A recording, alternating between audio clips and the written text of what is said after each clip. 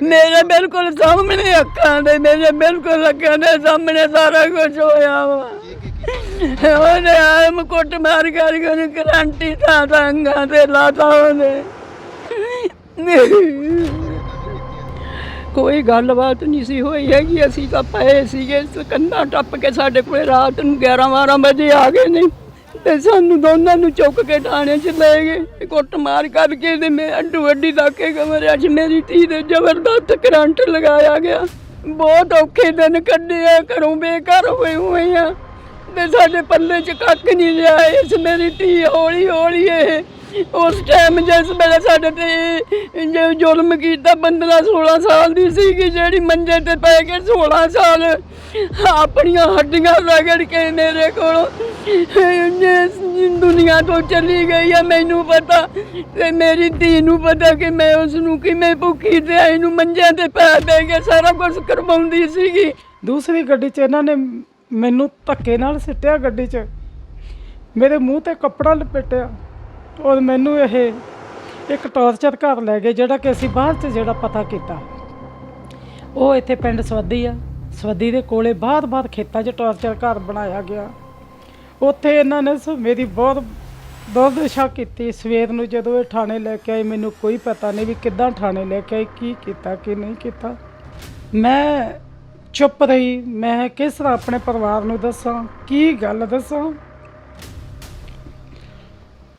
1 ਮਹੀਨੇ ਬਾਅਦ ਜਦੋਂ ਪਰਿਵਾਰ ਨੇ ਮੈਨੂੰ ਹੌਸਲਾ ਦਿੱਤਾ ਮੈਂ ਹੌਲੀ ਹੌਲੀ ਆਪਣੇ ਪਰਿਵਾਰ ਨੂੰ ਸਾਰੀ ਗੱਲ ਦੱਸੀ ਕਿ ਮੇਰੇ ਨਾਲ ਆ ਕੁਛ ਵਾਪਰ ਗਿਆ।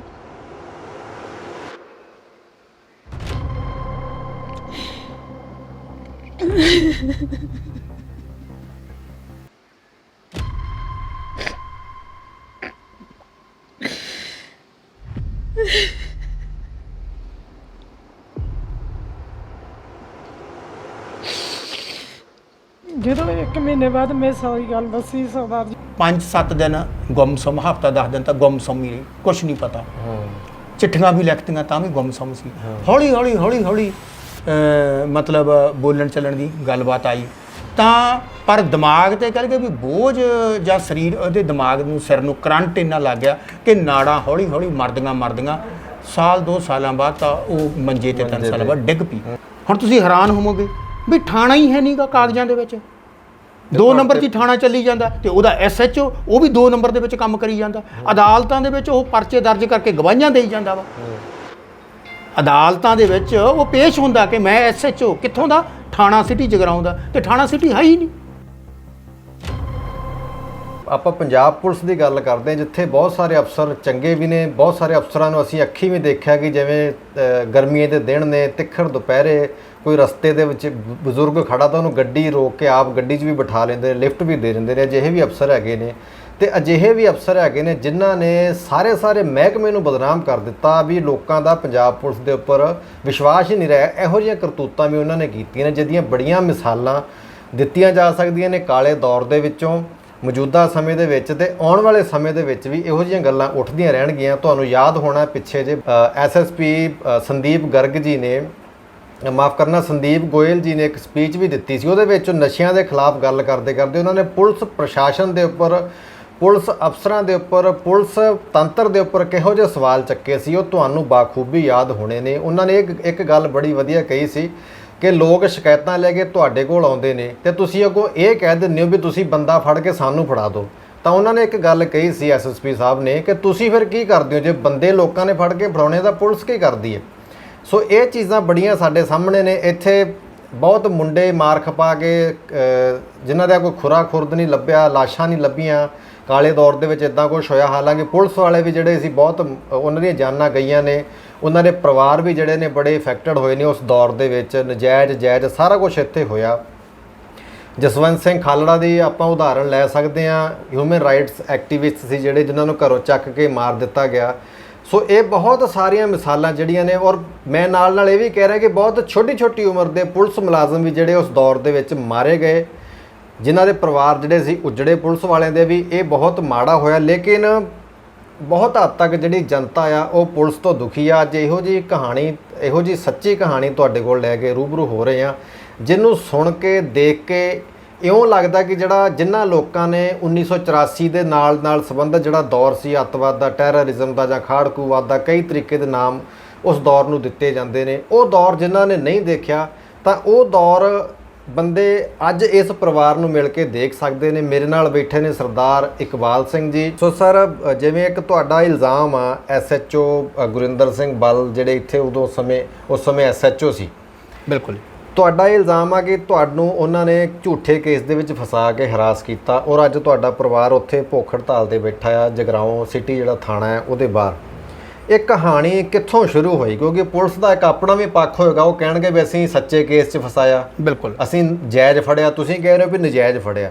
ਹੁਣ ਇਹ ਕਹਾਣੀ, ਤੁਹਾਡਾ ਪੱਖ ਕੀ ਕਹਿੰਦਾ ਵੀ ਕਹਾਣੀ ਕਿਵੇਂ ਸ਼ੁਰੂ ਹੋਈ? ਕੀ ਰੰਜਿਸ਼ ਸੀ HSO ਸਾਹਿਬ ਨੂੰ ਤੁਹਾਡੇ ਨਾਲ? ਅਸਲ ਦੇ ਵਿੱਚ ਜਿਹੜਾ ਇਹ ਸਾਰਾ ਮਾਮਲਾ ਵਾਪਰਿਆ ਜੀ, 14/7/2005 ਦਾ ਇੱਕ ਮਨਹੂਸ ਦਿਨ ਆਇਆ ਵਾ ਜੀ, ਜਿਸ ਦਿਨ ਇਹ ਸੋ ਕਾਲਡ ਆਪਣੇ ਆਪ ਨੂੰ ਜਿਹੜੀ ਦੀ SHO ਕਹਾਉਂਦਾ ਗੁਰਿੰਦਰ ਸਿੰਘ ਬਲ ਨਾਂ ਦਾ ਜੀ, ਇਹ ਇੱਕ ਕਰੂਰ ਕਹਿ ਸਕਦਾ ਮੈਂ ਵੀ ਥਾਣੇਦਾਰ, ਠੀਕ ਹੈ ਜੀ, ਉਹ ਆਪਦੀ ਪੁਲਿਸ ਪਾਰਟੀ ਸਮੇਤ ਰਾਤ ਦੇ ਕੋਈ ਅੱਧੀ ਕੁ ਰਾਤ ਨੂੰ ਕਰੀਬ, ਠੀਕ ਹੈ ਜੀ, ਪਿੰਡ ਰਸੂਲਪੁਰ ਮੇਰਾ ਜਗਰਾਓਂ ਤੋਂ 15-20 ਕਿਲੋਮੀਟਰ ਇੱਥੋਂ, ਠੀਕ ਹੈ, ਘਰੇ ਪਹੁੰਚਦਾ, ਜਿੱਥੇ ਘਰ ਦੇ ਵਿੱਚ ਮੇਰੀ ਬਿਰਧ ਮਾਤਾ ਤੇ ਨੌਜਵਾਨ ਭੈਣ ਘਰ ਦੇ ਵਿੱਚ ਇਕੱਲੀਆਂ ਵਾ, ਮੈਂ ਘਰ ਨਹੀਂ ਸੀਗਾ ਜੀ। ਤੇ ਉਹ ਪਿੰਡ ਦੇ ਲੋਕਾਂ ਦੇ ਸਾਹਮਣੇ ਕੰਧਾਂ ਟੱਪ ਕੇ ਅੰਦਰ ਵੜਦਾ ਵਾ ਰਾਤ ਨੂੰ ਜੀ। ਆਂਢੀ ਗੁਆਂਢੀ ਉੱਠ ਖੜਦੇ ਆ ਤੇ ਉਹ ਚੱਕ ਕੇ ਥਾਣੇ ਲੈ ਆਉਂਦਾ ਵਾ। ਦਹਿਸ਼ਤ ਇੰਨੀ ਹੁੰਦੀ ਆ ਕਿ ਪੁਲਿਸ ਦੀਆਂ 2-3 ਗੱਡੀਆਂ ਸੀਗੀਆਂ ਤੇ ਕਿਸੇ ਨੇ ਉਹਨਾਂ ਨੂੰ ਪੁੱਛਣ ਦੀ ਹਿੰਮਤ ਨਹੀਂ ਕੀਤੀ ਗਈ, ਸਵਾਏ ਮਾਤਾ ਚੀਕਾਂ ਮਾਰਦੇ ਉਹ ਗੱਡੀ ਦੇ ਵਿੱਚ ਜ਼ਬਰਦਸਤੀ ਉਹਨਾਂ ਨੂੰ ਚੱਕ ਕੇ ਲਿਆਂਦਾ ਜਾਂਦਾ ਵਾ। ਰਾਤ ਨੂੰ ਗੁੱਡੀ ਤੇ ਮਾਤਾ ਦੇ ਜੋ ਬਿਆਨ ਪੁਲਿਸ ਨੂੰ ਦਿੱਤੇ ਆ ਜਾਂ ਜੋ ਟੈਲੀਵਿਜ਼ਨਾਂ ਦੇ ਉੱਤੇ ਵਾਈਟ ਉਹਨਾਂ ਨੇ ਦਿੱਤੀ ਆ, ਉਹਦੇ ਮੁਤਾਬਕ ਉਹ ਕਹਿੰਦੇ ਆ ਵੀ ਰਾਤ ਨੂੰ ਪੁਲਿਸ ਨੇ ਸ਼ਰਾਬ ਪੀਤੀ ਹੋਈ ਸੀ ਤੇ ਅੰਨਾ ਤਸ਼ੱਦਦ ਉਹਨਾਂ ਦੇ ਉੱਤੇ ਕੀਤਾ, ਅਲੱਗ-ਅਲੱਗ ਕਮਰਿਆਂ 'ਚ ਕੀਤਾ। ਨੌਜਵਾਨ ਭੈਣਾਂ ਜੀ, ਕਰੰਟ ਲਾਇਆ ਵਾ। ਤੇ ਦੂਜੇ ਦਿਨ ਸਾਡੇ ਪਿੰਡ ਦੀ ਜਿਹੜੀ ਪੰਚਾਇਤ ਆ, ਖਾਸ ਕਰਕੇ ਜਿਹਦੀ ਅਗਵਾਈ ਪਿੰਡ ਦੀ ਜਿਹੜੀ ਮੈਂਬਰ ਪੰਚਾਇਤ ਲੇਡੀ ਜਸਮੇਲ ਕੌਰ ਕਰ ਰਹੀ ਆ, ਉਹ ਛਡਾ ਕੇ ਲੈ ਕੇ ਆਉਂਦੇ ਆ ਜੀ। ਤੇ ਦਹਿਸ਼ਤ ਦਾ ਮਾਹੌਲ ਆ, ਗੁੰਮ-ਸੁੰਮ ਨੇ। ਕੋਈ ਤੀਜੇ ਕੁ ਦਿਨ ਮੈਂ ਵੀ ਘਰੇ ਆਉਣਾ ਵਾਂ ਤੇ ਮੈਂ ਜਦੋਂ ਦੇਖਦਾ ਵਾਂ ਤੇ ਮੈਨੂੰ ਪਤਾ ਲੱਗਦਾ ਵੀ ਇਸ ਤਰ੍ਹਾਂ ਪੁਲਿਸ ਚੱਕ ਕੇ ਲੈ ਗਈ। ਉਦੋਂ ਤੱਕ ਸਾਨੂੰ ਨਹੀਂ ਪਤਾ ਵੀ ਕੀ ਕਾਰਨ, ਗੱਲ ਕੀ ਬਣੀ, ਕਿਉਂ ਕਿਸੇ ਨੂੰ ਕੁਝ ਨਹੀਂ ਪਤਾ ਜੀ। ਸਿਰਫ ਪੰਚਾਇਤ ਕਹਿ ਰਹੀ ਆ ਵੀ ਪੁਲਿਸ ਵਾਲੇ ਦੁਬਾਰਾ ਮੈਸੇਜ ਕਰ ਰਹੇ ਆ, ਉਹ ਕਹਿੰਦੇ ਆ ਵੀ ਇਕਬਾਲ ਨੂੰ ਪੇਸ਼ ਕਰੋ। ਠੀਕ ਹੈ ਜੀ। ਤਾਂ 2-4 ਦਿਨਾਂ ਬਾਅਦ ਪੁਲਿਸ ਮੈਨੂੰ ਪੇਸ਼ ਕਰ ਦਿੰਦੀ ਆ। ਤਾਂ ਉਹ ਇਹ SHO ਗੁਰਿੰਦਰ ਸਿੰਘ ਮੈਨੂੰ 21/7/2005 ਨੂੰ ਨਜਾਇਜ਼ ਹਿਰਾਸਤ ਵਿੱਚ ਰੱਖਦਾ ਵਾ ਜੀ। ਨਜਾਇਜ਼ ਹਿਰਾਸਤ ਵਿੱਚ ਰੱਖ ਕੇ ਦੂਜੇ ਦਿਨ ਜੀ ਆਪਦੇ ਖਾਸ ਸਰਪੰਚ ਹਰਜੀਤ ਸਿੰਘ, ਜਿਹੜਾ ਕਿ ਇਹਦਾ ਇੱਕ ਬਹੁਤ ਖਾਸ ਮਿੱਤਰ ਸੀ, ਜੀ, ਬਾਅਦ ਵਿੱਚ ਜਦੋਂ ਪੜਤਾਲ ਦੇ ਵਿੱਚ ਇਹ ਗੱਲ ਸਾਹਮਣੇ ਆਈ ਆ, ਉਹਦੇ ਰਾਹੀਂ ਮੇਰੀ ਜਿਹੜੀ ਗ੍ਰਿਫਤਾਰੀ ਸ਼ੋਅ ਕਰਦਾ ਵਾ 22 ਤਰੀਕ ਦੇ ਵਿੱਚ। ਜਦੋਂ ਕਿ ਦੂਸਰੇ ਪਿੰਡ ਦੇ ਕਿਸੇ ਸਰਪੰਚ ਦੇ, ਹਾਂ, ਉਲਟ ਕਹਿ ਲਓ ਵੀ ਮੇਰੇ ਪਿੰਡ ਤੋਂ ਦੂਜੀ ਦਿਸ਼ਾ ਦੇ ਵਿੱਚ ਇੱਕ ਪਿੰਡ ਦੇ ਸਰਪੰਚ ਦੇ ਰਾਹੀਂ ਉਹ ਅਗਲੇ ਦਿਨ ਮੇਰੀ ਗ੍ਰਿਫਤਾਰੀ ਸ਼ੋਅ ਕਰਦਾ ਵਾ ਤੇ ਮੈਨੂੰ ਲੌਕਅਪ ਦੇ ਵਿੱਚ ਬੰਦ ਕੀਤਾ ਜਾਂਦਾ ਵਾ। ਠੀਕ ਹੈ ਜੀ। ਇਸ ਦੇ ਦਰਮਿਆਨ ਕੀ ਵਾਪਰਦਾ ਵੀ ਉਹ ਰਾਤ ਨੂੰ ਮੈਨੂੰ ਇੱਥੋਂ ਇੱਕ ਨਾਲ ਹੀ ਟੌਰਚਰ ਕਰ ਬਣਾਇਆ ਹੋਇਆ ਸੀ। ਬਾਅਦ ਵਿੱਚ ਖੋਜ ਪੜਤਾਲ ਦੇ ਵਿੱਚ ਅਸੀਂ ਇਹ ਗੱਲ ਸਾਬਤ ਹੋਈ ਵੀ ਇਹ ਜਿਹੜਾ ਟੌਰਚਰ ਘਰ ਸੀ ਇਹ ਕਾਲੇ ਦੌਰ ਦੇ ਵਿੱਚ, ਠੀਕ ਹੈ ਜੀ, ਮਤਲਬ ਵਰਤਿਆ ਜਾਂਦਾ ਸੀਗਾ ਪੁਲਿਸ ਦੇ ਵੱਲੋਂ। ਇਸ ਕਾਲੇ ਦੌਰ ਦੇ ਵਿੱਚ ਇਸ ਟੌਰਚਰ ਘਰ ਨੂੰ ਪੁਲਿਸ ਵਰਤਦੀ ਸੀ ਗਲਤ ਕੰਮਾਂ ਵਾਸਤੇ, ਕਤਲੋ-ਗਾਰਤ ਵਾਸਤੇ। ਖੇਤਾਂ ਦੇ ਵਿੱਚ ਬਣਿਆ ਹੋਇਆ ਵਾ, ਅੱਜ ਵੀ ਮੌਜੂਦ ਆ, ਮੈਂ ਮਤਲਬ ਦਿਖਾ ਵੀ ਸਕਦਾ ਵਾਂ। ਠੀਕ ਹੈ ਜੀ। ਤਾਂ ਕਿ ਜਿਹੜੇ ਦਰਸ਼ਕ ਜਿਨ੍ਹਾਂ ਨੇ ਹੋਰ ਉੱਥੇ ਅਤਿਆਚਾਰ ਝੱਲੇ ਹੋਣਗੇ ਉਹਨਾਂ ਦੀ ਵੀ ਯਾਦ ਇਹ ਆਊਗੀ ਗੱਲ। ਉੱਥੇ ਲਿਜਾਇਆ ਗਿਆ ਵਾ ਰਾਤ ਨੂੰ। ਕੁਝ ਟਾਈਮ ਬਾਅਦ ਜੀ ਮੇਰੀ ਭਰਜਾਈ ਮਨਪ੍ਰੀਤ ਕੌਰ, ਉਹਨਾਂ ਨੂੰ ਉੱਥੇ ਲਿਆਂਦਾ ਜਾਂਦਾ ਵਾ।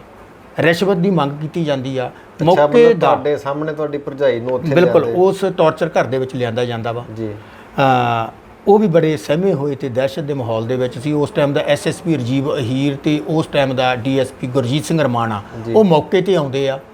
ਪੁਲਿਸ ਨੂੰ ਕੁਝ ਦਿਸ਼ਾ ਨਿਰਦੇਸ਼ ਦਿੱਤੇ ਜਾਂਦੇ ਆ। ਉੱਥੇ ਫਿਰ ਸਾਡੇ ਤੇ ਅਤਿਆਚਾਰ ਹੁੰਦਾ ਵਾ।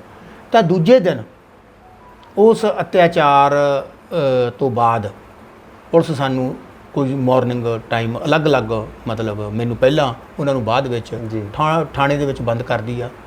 ਫਿਰ 1-2 ਦਿਨ ਬਾਅਦ ਜੀ ਰਿਮਾਂਡ ਦੀ ਫਾਰਮੈਲਿਟੀ ਪੂਰੀ ਕਰਨ ਤੋਂ ਬਾਅਦ ਜੀ ਜਾਂ ਮੈਡੀਕਲ ਦੀ ਜਿਹੜੀ ਫਾਰਮੈਲਿਟੀ ਪੂਰੀ ਕਰਨ ਤੋਂ ਬਾਅਦ ਮੁਲਾਜ਼ੇ ਦੀ ਤਾਂ ਸਾਨੂੰ ਜੇਲ੍ਹ ਭੇਜ ਦਿੱਤਾ ਜਾਂਦਾ ਵਾ। ਕਿਹੜੀ ਜੇਲ੍ਹ 'ਚ ਗਏ ਤੁਸੀਂ? ਲੁਧਿਆਣਾ ਸੈਂਟਰਲ ਜੇਲ੍ਹ ਦੇ ਵਿੱਚ ਮੈਂ ਕੋਈ ਪੌਣੇ 3 ਸਾਲ ਜੀ ਉੱਥੇ ਬੰਦ ਰਿਹਾ। ਪਹਿਲੇ ਜਿਹੜੇ 6 ਮਹੀਨੇ ਬੜੇ ਔਖੇ ਲੰਘੇ ਕਿਉਂਕਿ ਸਾਰੇ ਸਰੀਰ ਨੂੰ ਕਰੰਟ ਲੱਗਿਆ ਹੋਇਆ ਸੀ। ਅੱਛਾ ਜੀ। ਕੰਨਾਂ 'ਚੋਂ ਖੂਨ ਚੋਂਦਾ ਸੀ। ਮਤਲਬ ਹੌਲੀ ਹੌਲੀ ਉਹ ਸੁੰਨ ਹੋ ਗਏ ਸੀਗੇ ਕਰੰਟ ਲਾਉਣ ਦੇ ਨਾਲ। ਪੈਰ ਕਾਲੇ ਸੀਗੇ, ਹੱਥ ਵੀ ਕਾਲੇ ਹੋਏ ਹੋਏ ਸੀ ਕਰੰਟ ਲਾਉਣ ਦੇ ਨਾਲ। 6 ਜਿਹੜੇ ਪਹਿਲੇ ਮਤਲਬ ਮਹੀਨਾ ਕੁ ਲੰਘਿਆ ਤਾਂ ਜਿਹੜਾ ਬਿਲਕੁਲ ਕਰੰਟ ਵਗੈਰਾ ਲਾਇਆ ਮੈਡੀਕਲ 'ਚ ਨਹੀਂ ਆਇਆ ਤੁਹਾਡੇ? ਐਕਚੁਅਲ ਮੈਡੀਕਲ ਸਾਡਾ ਹੋਇਆ ਹੀ ਨਹੀਂ। ਅੱਛਾ। ਹੁੰਦਾ ਕੀ ਆ, ਕਰਦੀ ਵੀ ਪੁਲਿਸ ਕੀ ਆ, ਸਾਨੂੰ ਬਾਹਰ ਬਿਠਾ ਦਿੱਤਾ ਗਿਆ। ਅੰਦਰੋਂ ਡਾਕਟਰ ਤੋਂ ਸਾਈਨ ਕਰਾਏ ਜਾਂਦੇ ਆ, fit and full, complete fit, ਕੁਝ ਨਹੀਂ ਹੋਇਆ, ਨੋ ਇੰਜਰੀ। ਤੇ ਤੁਸੀਂ ਜਦੋਂ ਜੱਜ ਦੇ ਸਾਹਮਣੇ ਪੇਸ਼ ਕੀਤਾ ਹੋਗਾ ਐਕਚੁਅਲ ਜਿਸ ਟਾਈਮ ਫਸਟ ਟਾਈਮ ਇਹ ਘਟਨਾ ਕਿਸੇ ਵੀ ਪਹਿਲੀ ਵਾਰ ਜਦੋਂ ਕਿਸੇ ਬੰਦੇ ਨਾਲ ਇਹ ਘਟਨਾ ਵਾਪਰਦੀ ਹੈ ਇਸ ਤਰ੍ਹਾਂ ਦੀ ਤੇ ਉਦੋਂ ਦਹਿਸ਼ਤ ਇੰਨੀ ਹੁੰਦੀ ਹੈ, ਦਿਮਾਗ 'ਚ ਵੀ ਨਹੀਂ ਹੁੰਦੀ, ਡਰਿਆ ਹੁੰਦਾ, ਕਿਸੇ ਦੀ ਹਿੰਮਤ ਹੀ ਨਹੀਂ ਹੁੰਦੀਗੀ ਕਿ ਕੋਈ ਬੰਦਾ ਇਸ ਤਰ੍ਹਾਂ ਵੀ ਕਰ ਸਕਦਾ। ਕਿਸੇ ਦੀ ਹਿੰਮਤ ਨਹੀਂ। ਪਰ ਜਦੋਂ ਇੱਕ ਵਾਰੀ ਇਹਨਾਂ ਕੰਮਾਂ ਚੋਂ ਲੰਘ ਜਾਂਦਾ ਬੰਦਾ ਫਿਰ ਉਲਟ ਹੁੰਦੀ ਆ ਗੱਲ। ਫਿਰ ਇੰਨੀ ਹਿੰਮਤ ਹੁੰਦੀ ਆ ਬੰਦੇ 'ਚ ਅੱਜ ਜਿਹੜੀ ਸਾਡੇ 'ਚ ਇੰਨੀ ਹਿੰਮਤ ਆ ਕਿ ਅਸੀਂ ਵੱਡੇ ਵੱਡੇ ਅਫਸਰਾਂ ਦੇ ਗਲ ਹੱਥ ਪਾਉਂਦੇ ਆ, ਕਲਮ ਰਾਹੀਂ ਵੀ ਤੇ ਆਵਾਜ਼ ਰਾਹੀਂ। ਉਸ ਤੋਂ ਬਾਅਦ ਫਿਰ ਤੁਸੀਂ ਜੇਲ੍ਹ ਦੇ ਵਿੱਚ ਫਿਰ ਮਤਲਬ ਹੌਲੀ ਹੌਲੀ ਇਲਾਜ ਚੱਲਦਾ ਰਿਹਾ। ਉਹ ਇਲਾਜ ਦਾ ਕੋਈ ਰਿਕਾਰਡ ਨਹੀਂ ਹੁੰਦਾ ਉੱਥੇ। ਠੀਕ ਹੈ ਜੀ। ਜਵਾਨੀ ਗੁਲਾਮੀ ਹੁੰਦਾ ਸਾਰਾ ਅੰਦਰ ਹੀ ਜੇਲ੍ਹ। ਉਸ ਤੋਂ ਬਾਅਦ ਹਾਂ ਬਿਲਕੁਲ ਬਿਲਕੁਲ। ਤੇ ਜੇਲ੍ਹ ਦੇ ਵਿੱਚ ਇਲਾਜ ਤੋਂ ਬਾਅਦ ਫਿਰ ਹੌਲੀ ਹੌਲੀ ਮਤਲਬ ਜਿਹੜਾ ਦਿਮਾਗ ਆ ਉਹ ਸਟੇਬਲ ਹੋਇਆ। ਸੋਚਣ ਲੱਗਿਆ ਕਿ ਵੀ ਇਹ ਕੀ ਭਾਣਾ ਵਰਤ ਗਿਆ। ਉਦੋਂ ਫਿਰ ਦਿਮਾਗ ਦੇ ਵਿੱਚ ਇੱਕ ਯੁੱਧ ਚੱਲਿਆ ਵੀ ਕੀ ਇਹਨੂੰ ਰੱਬ ਦਾ ਭਾਣਾ ਮੰਨ ਕੇ ਚੁੱਪ ਕਰ ਜਾਣਾ ਵਾ ਤੇ ਜਾਂ ਇਸ ਬੇਇਨਸਾਫੀ ਦੇ ਖਿਲਾਫ ਜੰਗ ਲੜਨਾ। ਇਸ ਅਜੇ ਇਹ ਜੱਦੋ-ਜਹਿਦ ਦਿਮਾਗ ਦੇ ਵਿੱਚ ਚੱਲ ਹੀ ਰਹੀ ਸੀ ਤਾਂ ਕੀ ਵਾਪਰਦਾ ਵਾ ਕਿ ਚਲਾਨ ਪੇਸ਼ ਹੋ ਜਾਂਦਾ ਵਾ ਕੋਈ 88-99 ਦਿਨ 90 ਦਿਨ ਦੇ ਵਿੱਚ ਚਲਾਨ ਪੇਸ਼ ਹੋਣਾ ਸੀ।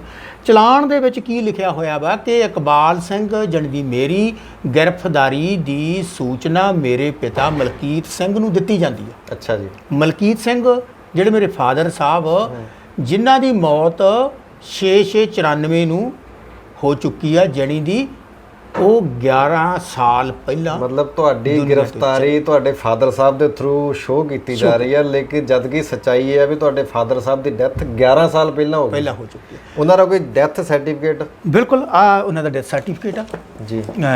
ਮੈਂ ਮਤਲਬ ਤੁਹਾਨੂੰ ਦਿਖਾ ਵੀ ਦਿੰਦਾ। ਮੈਂ ਇੱਥੇ ਇਹ ਸਾਰਾ ਰਿਕਾਰਡ ਹੀ ਆ ਮੇਰੇ ਕੋਲ, ਸਾਰਾ ਆਰਟੀਆਈ ਦੇ ਵਿੱਚ ਇਹ ਮਤਲਬ ਕਢਾਇਆ ਹੋਇਆ ਵਾ। ਇਹ ਡੈਥ ਸਰਟੀਫਿਕੇਟ ਹੈਗਾ ਉਹਨਾਂ ਦਾ। ਤੇ ਮੇਰਾ ਕਹਿਣ ਦਾ ਮਤਲਬ ਇਹ ਆ ਵੀ ਜਦੋਂ ਮੈਨੂੰ ਇਹ ਗੱਲ ਪਤਾ ਲੱਗੀ ਜੀ, ਜਦੋਂ ਮੈਨੂੰ ਇਹ ਗੱਲ ਪਤਾ ਲੱਗੀ ਕਿ ਬਈ ਮੇਰਾ ਕਹਿਣ ਦਾ ਮਤਲਬ ਕੀ ਆ ਵੀ ਇਸ ਤੋਂ ਬਾਅਦ ਕੀ ਵਾਪਰਦਾ ਵਾ ਕਿ ਇਹ ਚਲਾਨ ਦੇ ਵਿੱਚ ਲਿਖਿਆ ਹੋਇਆ ਵੀ ਇਕਬਾਲ ਸਿੰਘ ਦੇ ਹੱਥੋਂ ਅੱਜ 22 ਤਰੀਕ ਨੂੰ ਪੁਲਿਸ ਨੇ ਇੱਕ ਪਰਨਾ ਬਰਾਮਦ ਕੀਤਾ ਵਾ। ਉਹ ਪਰਨਾ ਬਰਾਮਦੀ ਇਕਬਾਲ ਸਿੰਘ ਨੇ ਆਪਦੇ ਪਿਤਾ ਮਲਕੀਤ ਸਿੰਘ ਦੀ ਹਾਜ਼ਰੀ ਦੇ ਵਿੱਚ ਅੱਛਾ ਕਰਾਈ ਆ। ਕਿੱਥੋਂ ਕਰਾਈ ਆ? ਪਿੰਡ ਰਸੂਲਪੁਰ। ਪੁਲਿਸ ਪਾਰਟੀ ਦੇ ਮੂਹਰੇ ਚੱਲ ਕੇ ਆਪਦੇ ਘਰੇ ਟਰੰਕ ਦੇ ਵਿੱਚੋਂ ਕੱਢ ਕੇ ਦਿੱਤਾ। ਸ਼ੋਅ ਕੀ ਕੀਤਾ ਕਿ ਇਸ ਪਰਨੇ ਦੇ ਨਾਲ ਇਕਬਾਲ ਸਿੰਘ ਨੇ ਆਪਦੀ ਸਕੀ ਭਤੀਜੀ ਸਾਲ ਪਹਿਲਾਂ ਉਹਦਾ ਗਲ ਘੁੱਟ ਕੇ ਉਹਨੂੰ ਮਾਰਤਾ ਸੀ। ਇਹ ਇਲਜ਼ਾਮ ਲਾਤਾ ਜਾਣੀ ਦੀ 302 ਜੀ।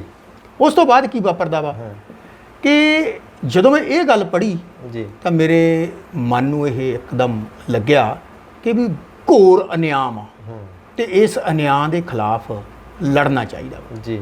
ਤਾਂ ਮੈਂ ਪਹਿਲੀ ਵਾਰ ਫਿਰ ਜੇਲ੍ਹ ਦੇ ਵਿੱਚੋਂ ਇਹ ਚਿੱਠੀ ਲਿਖੀ ਕਿਉਂਕਿ ਉਦੋਂ ਨਾ ਆਰਟੀਆਈ ਐਕਟ ਨਵਾਂ ਆਇਆ ਸੀ। ਠੀਕ ਹੈ ਜੀ। ਹਾਂ 2005 ਦੇ ਨੇੜੇ ਲਾਂਚ ਹੋਇਆ ਸੀ। ਬਿਲਕੁਲ ਨਵਾਂ ਹੋ ਆਇਆ ਸੀ। ਤੇ ਮੈਨੂੰ ਜੇਲ੍ਹ ਦੇ ਵਿੱਚ ਇੱਕ ਵਕੀਲ ਮਿਲ ਗਿਆ ਠਾਕਰ ਸਿੰਘ। ਉਹਨੇ ਮੈਨੂੰ ਆਰਟੀਆਈ ਐਕਟ ਬਾਰੇ ਜਾਣਕਾਰੀ ਦਿੱਤੀ ਤੇ ਫਿਰ ਸਭ ਤੋਂ ਪਹਿਲਾਂ ਮੈਂ ਮਤਲਬ ਕਾਨੂੰਨ ਦੀਆਂ, ਕਿਉਂਕਿ ਬੇਸਿਕਲੀ ਮੈਂ ਟੀਚਰ ਸੀ ਜੀ, ਤਾਂ ਮੈਂ ਕਾਨੂੰਨ ਦੀਆਂ ਸਾਰੀਆਂ ਕਿਤਾਬਾਂ ਖਰੀਦੀਆਂ 5500 ਰੁਪਏ ਦੀ ਜੀ।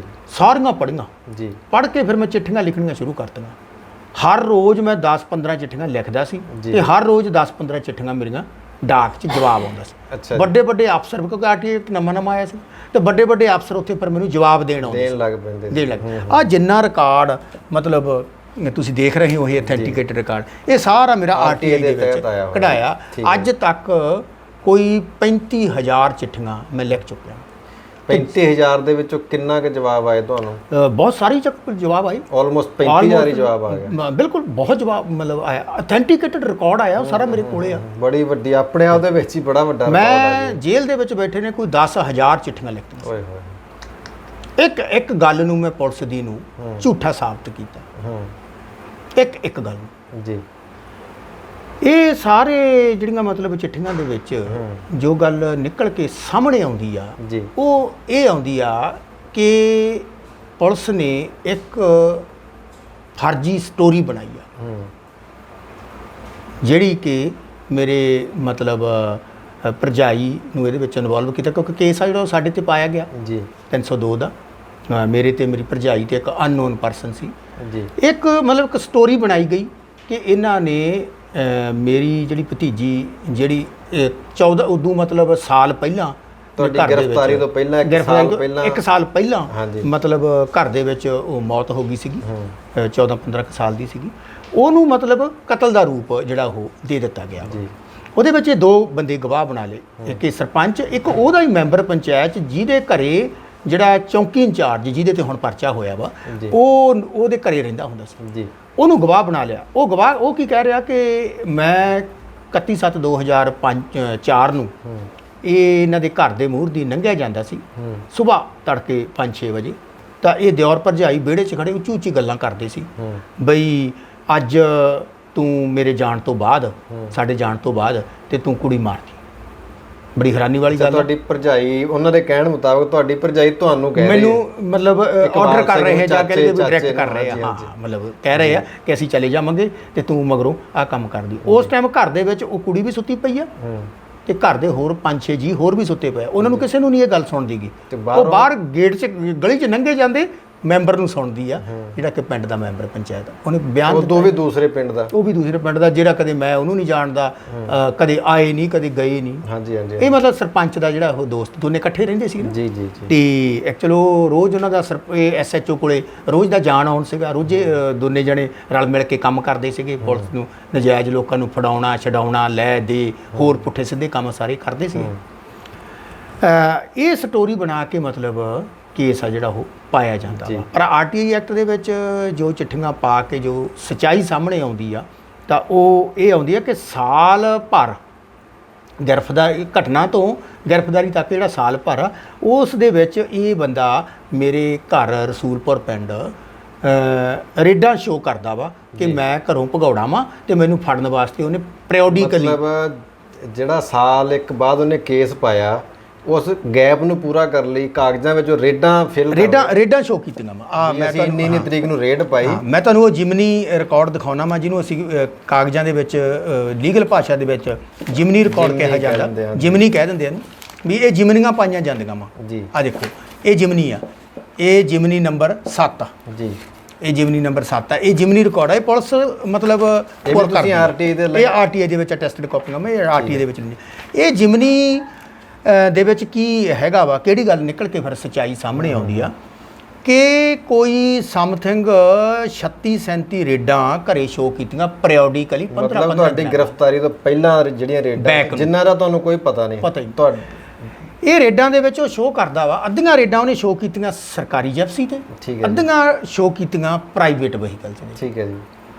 ਅੱਧੀਆਂ ਰੇਡਾਂ ਦੇ ਵਿੱਚ ਉਹ ਕਹਿੰਦਾ ਵਾ ਕਿ ਵੀ ਇਕਬਾਲ ਸਿੰਘ ਦੇ ਘਰੇ ਅਸੀਂ ਪ੍ਰਾਈਵੇਟ ਵਹੀਕਲ ਦੇ ਉੱਤੇ ਗਏ ਤੇ ਘਰੇ ਕੀ ਦੇਖਦੇ ਆ, ਘਰੇ ਕਦੇ ਤਾਂ ਉਹਨੇ ਲਿਖਿਆ ਵੀ ਜਿੰਦਾ ਲੱਗਿਆ ਵਾ, ਕਦੇ ਲਿਖਿਆ ਇਕਬਾਲ ਸਿੰਘ ਦਾ ਪਿਓ ਮਲਕੀਤ ਸਿੰਘ ਘਰੇ ਹਾਜ਼ਰ ਮਿਲਿਆ ਜੀ, ਕਦੇ ਲਿਖਿਆ ਵੀ ਇਕਬਾਲ ਸਿੰਘ ਦੀ ਮਾਤਾ ਘਰੇ ਹਾਜ਼ਰ ਮਿਲੀ ਜੀ, ਕਦੇ ਲਿਖਿਆ ਵੀ ਇਕਬਾਲ ਸਿੰਘ ਦੀ ਮਾਤਾ ਤੇ ਉਹਦੀ ਭੈਣ ਉਹ ਘਰੇ ਮਿਲੀ। ਮਤਲਬ 3-4 ਕਿਸਮ ਦੇ ਐਂ ਵੱਖ-ਵੱਖ ਫਰਜ਼ੀ ਤੌਰ ਦੇ ਉੱਤੇ ਇਹ ਰਿਕਾਰਡ ਬਣਾ ਲਿਆ। ਹੁਣ 5 ਥਾਵਾਂ ਦੇ ਉੱਤੇ ਆ ਦੇਖੋ ਤੁਸੀਂ, ਆ ਜਿਮਨੀ ਨੰਬਰ ਹੈਗਾ ਵਾ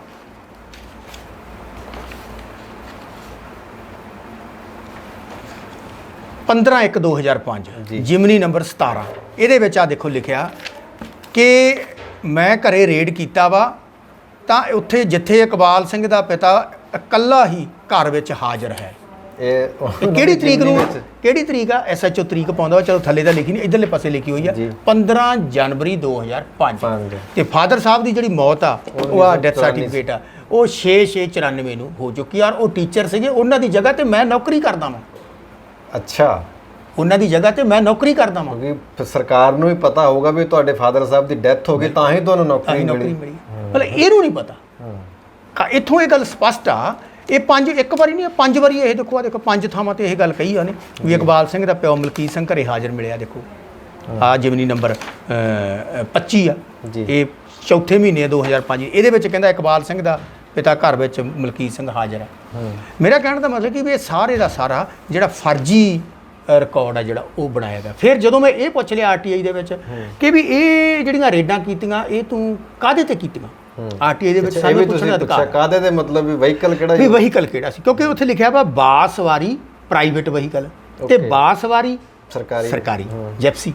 ਤਾਂ ਮੈਂ ਸਰਕਾਰੀ ਜਿਪਸੀ ਦੀ ਲੌਗ ਬੁੱਕ ਮੰਗ ਲਈ, ਕਿਉਂਕਿ ਮੈਂ ਸਰਕਾਰੀ ਮੁਲਾਜ਼ਮ ਹਾਂ, ਮੈਨੂੰ ਪਤਾ ਵੀ ਸਰਕਾਰੀ ਜਿਪਸੀ ਦੀ ਇੱਕ ਲੌਗ ਬੁੱਕ ਹੁੰਦੀ ਹੈ ਤੇ ਲੌਗ ਬੁੱਕ ਦੇ ਵਿੱਚ ਦਰਜ ਕਰਨਾ ਹੁੰਦਾ ਵਾ ਡਰਾਈਵਰ ਨੇ ਜਾਂ ਅਫਸਰ ਨੇ ਕਿ ਵੀ ਜਿਪਸੀ ਕਿੱਧਰ ਨੂੰ ਗਈ ਆ, ਕਿੰਨੇ ਕਿਲੋਮੀਟਰ ਚੱਲੀ ਆ, ਕੀ ਕੰਮ ਉਹਦੇ ਤੇ ਕਰਕੇ ਅਸੀਂ ਵਾਪਸ ਮੁੜਿਆ, ਲੌਗ ਬੁੱਕ ਦੇ ਵਿੱਚ ਦਰਜ ਕਰਨਾ। ਜਦੋਂ ਮੈਂ ਲੌਗ ਬੁੱਕ ਸਾਰੀ ਮੰਗੀ RTI ਦੇ ਵਿੱਚ, ਇੱਕ ਵੀ ਰੇਡ ਉਹਦੇ 'ਚ ਦਰਜ ਨਹੀਂ, ਤੁਹਾਡੇ ਨਾਲ ਸੰਬੰਧਿਤ ਇੱਕ ਵੀ ਰੇਡ ਨਹੀਂ। ਅੱਛਾ, ਤੇ ਇਹਦੇ ਕਾਗਜ਼ਾਂ ਵਿੱਚ ਉਹਨਾਂ ਨੇ ਲਿਖਿਆ ਹੋਇਆ, ਮੇਰੇ ਕਾਗਜ਼ਾਂ ਦੇ ਵਿੱਚ, ਮੇਰੇ ਕੇਸ ਦੇ ਵਿੱਚ ਲਿਖਿਆ ਵੀ ਸਰਕਾਰੀ ਜਿਪਸੀ ਦੇ ਵਿੱਚ ਅਸੀਂ ਰੇਡਾਂ ਕਰਦੇ ਰਹੇ।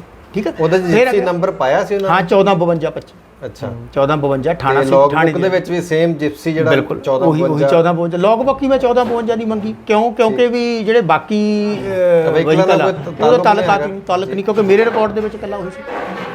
ਫਿਰ ਜਦੋਂ ਮੈਂ ਪ੍ਰਾਈਵੇਟ ਵਹੀਕਲ ਦਾ ਰਿਕਾਰਡ ਮੰਗਦਾ ਵਾਂ ਜੀ, ਤਾਂ ਪ੍ਰਾਈਵੇਟ ਵਹੀਕਲ ਦੇ ਵਿੱਚ ਉਹ ਸਕੂਟਰਾਂ ਦੇ ਨੰਬਰ ਦੇ ਦਿੱਤੇ ਜਾਂਦੇ ਆ। ਸਕੂਟਰਾਂ ਦੇ ਨੰਬਰ ਆ, ਮੈਂ ਤੁਹਾਨੂੰ ਦਿਖਾਉਣਾ ਵੀ ਉਹ ਜਗਰਾਉਂ ਪੁਲਿਸ ਕਹਿ ਦਿੰਦੀ ਆ ਵੀ ਸਾਡੇ ਕੋਲੇ ਇਸ ਤਰ੍ਹਾਂ ਦਾ ਕੋਈ ਰਿਕਾਰਡ ਨਹੀਂ ਹੈਗਾ। ਪਰ ਜਦੋਂ SHO ਨੂੰ ਪੁੱਛਿਆ ਜਾਂਦਾ ਵਾ ਤਾਂ SHO ਕੀ ਕਰਦਾ ਵਾ ਤੇ ਆ ਮੋਟਰਸਾਈਕਲ ਸਕੂਟਰਾਂ ਦੇ ਨੰਬਰ ਦੇ ਦਿੰਦਾ ਵਾ। ਅੱਛਾ, ਤੁਸੀਂ ਡਾਇਰੈਕਟ SHO ਨੂੰ RTI ਲਾਈ ਸੀ? ਬਿਲਕੁਲ, ਇਹ SSP ਪਟਿਆਲਾ ਥਰੂ। ਅੱਛਾ, SSP ਪਟਿਆਲਾ ਜਦੋਂ ਉਹ SHO ਨਾਭਾ ਲੱਗਿਆ ਹੋਇਆ ਸੀ, ਨਾਭੇ ਦੀ ਮੋਹਰ SHO ਦੀ, ਇਹ ਆਪ ਦੀ SHO ਸ਼ਿਪ ਦੀ, ਇਹ ਨਾਭੇ ਲੱਗਿਆ ਸੀ। ਇਹਦੇ ਵਿੱਚ ਉਹ ਲਿਖਦਾ ਵਾ ਕਿ ਵੀ ਇੰਨੀ ਤਰੀਕ ਨੂੰ ਮੈਂ ਰੇਡ ਕੀਤੀ ਤੇ ਇਹ ਮੋਟਰਸਾਈਕਲ ਨੰਬਰ ਲਿਖਦਾ ਵਾ PV 25C 2832, ਮਾਲਕ ਸਿਪਾਹੀ ਮਨਜਿੰਦਰ ਸਿੰਘ। ਅਸਲ ਦੇ ਵਿੱਚ ਆ ਸਿਪਾਹੀ ਤੀਰਥ ਸਿੰਘ ਅਸਲ ਦੇ ਵਿੱਚ ਕੀ ਸੀ, ਇਹਦੇ ਗਨਮੈਨ, ਸਿਪਾਹੀਆਂ ਦੇ ਇਹਦੇ ਗਨਮੈਨ ਸੀਗੇ। ਇਹਨਾਂ ਦੇ ਗਨਮੈਨਾਂ ਦੇ ਮੋਟਰਸਾਈਕਲਾਂ ਦੇ ਨੰਬਰ ਮੈਨੂੰ ਲਿਖ ਕੇ ਦੇਤੇ, ਐਵੇਂ ਫਰਜ਼ ਵੀ ਆਪੇ ਜਵਾਬ ਦੇਤਾ, ਇੱਕ ਖਾਨਾ ਪੂਰਤੀ ਕਰਤੀ। ਪਰ ਉਹਨੂੰ ਇਹ ਨਹੀਂ ਪਤਾ ਸੀਗਾ ਵੀ ਮੈਂ ਇਹਦੇ 'ਚ ਫਸ ਜੂੰਗਾ। ਉਹ ਕਿਵੇਂ ਫਸ ਗਿਆ, ਫਿਰ ਕਿਵੇਂ ਇਹ ਸਾਬਤ ਹੋਏ ਵੀ ਇਹ ਝੂਠੇ ਆ। ਇਹ ਸੂਚਨਾ ਕਮਿਸ਼ਨ ਕੋਲੇ ਜਾ ਕੇ ਰਿਕਾਰਡ ਦਿੱਤਾ ਤੇ ਇਹ ਜਦੋਂ ਰਿਕਾਰਡ ਦੀਆਂ ਮੈਂ ਫਿਰ ਆ ਟਰਾਂਸਪੋਰਟ ਡਿਪਾਰਟਮੈਂਟ ਤੋਂ ਇਹਨਾਂ ਦੀਆਂ ਜਿਹੜੀਆਂ ਵਹੀਕਲ ਜਿਹੜੀਆਂ ਮੋਟਰਸਾਈਕਲਾਂ ਦੀਆਂ RCਆਂ ਕਢਾਈਆਂ ਤਾਂ RC ਕੀ ਕਹਿੰਦੀ ਆ, RC ਕਹਿੰਦੀ ਆ ਕਿ ਇਹ ਏਜੰਸੀ ਦੇ ਵਿੱਚੋਂ 2005 ਦੇ ਜਨਵਰੀ ਦੇ ਵਿੱਚ ਇਹ ਮਤਲਬ ਨਿਕਲਦੀ ਹੈ, ਚੌਥੇ ਮਹੀਨੇ ਦੇ ਵਿੱਚ। ਇਹ ਚੌਥੇ ਮਹੀਨੇ ਰੇਡ ਕਦੋਂ, ਕਿਹੜੇ ਮਹੀਨੇ ਰੇਡ ਆ ਜਿਹੜੀ ਉਹ 2004 ਦੀ ਹੈ, ਚੌਥੇ ਮਹੀਨੇ ਦੀ ਪਹਿਲਾਂ ਦੀ ਆ। ਮਤਲਬ ਰੇਡਾਂ ਪਹਿਲਾਂ ਦੀਆਂ, ਏਜੰਸੀ 'ਚੋਂ ਵਹੀਕਲ ਉਹ ਬਾਅਦ 'ਚ ਨਿਕਲਦਾ। ਤੇ ਐਦਾਂ ਨਹੀਂ ਵੀ ਉਹ ਜਿਵੇਂ ਕਈ ਵਾਰੀ ਕੋਈ ਬੰਦਾ ਵਹੀਕਲ ਲੈ ਲੈਂਦਾ ਆ ਤਾਂ ਉਹਦੀ ਰਜਿਸਟ੍ਰੇਸ਼ਨ ਬਾਅਦ 'ਚੋਂ ਕਰਾਉਂਦੇ ਨੇ? ਨਹੀਂ, ਕਿਉਂਕਿ ਇਹ ਇੱਕ ਦਾ ਹੋ ਸਕਦਾ, ਦੋ ਦਾ ਹੋ ਸਕਦਾ, ਕਿਸੇ ਦਾ ਵੀ ਨਹੀਂਗਾ, ਸਾਰੇ ਦੇ ਸਾਰੇ ਫਰਜ਼ੀ ਨੇ।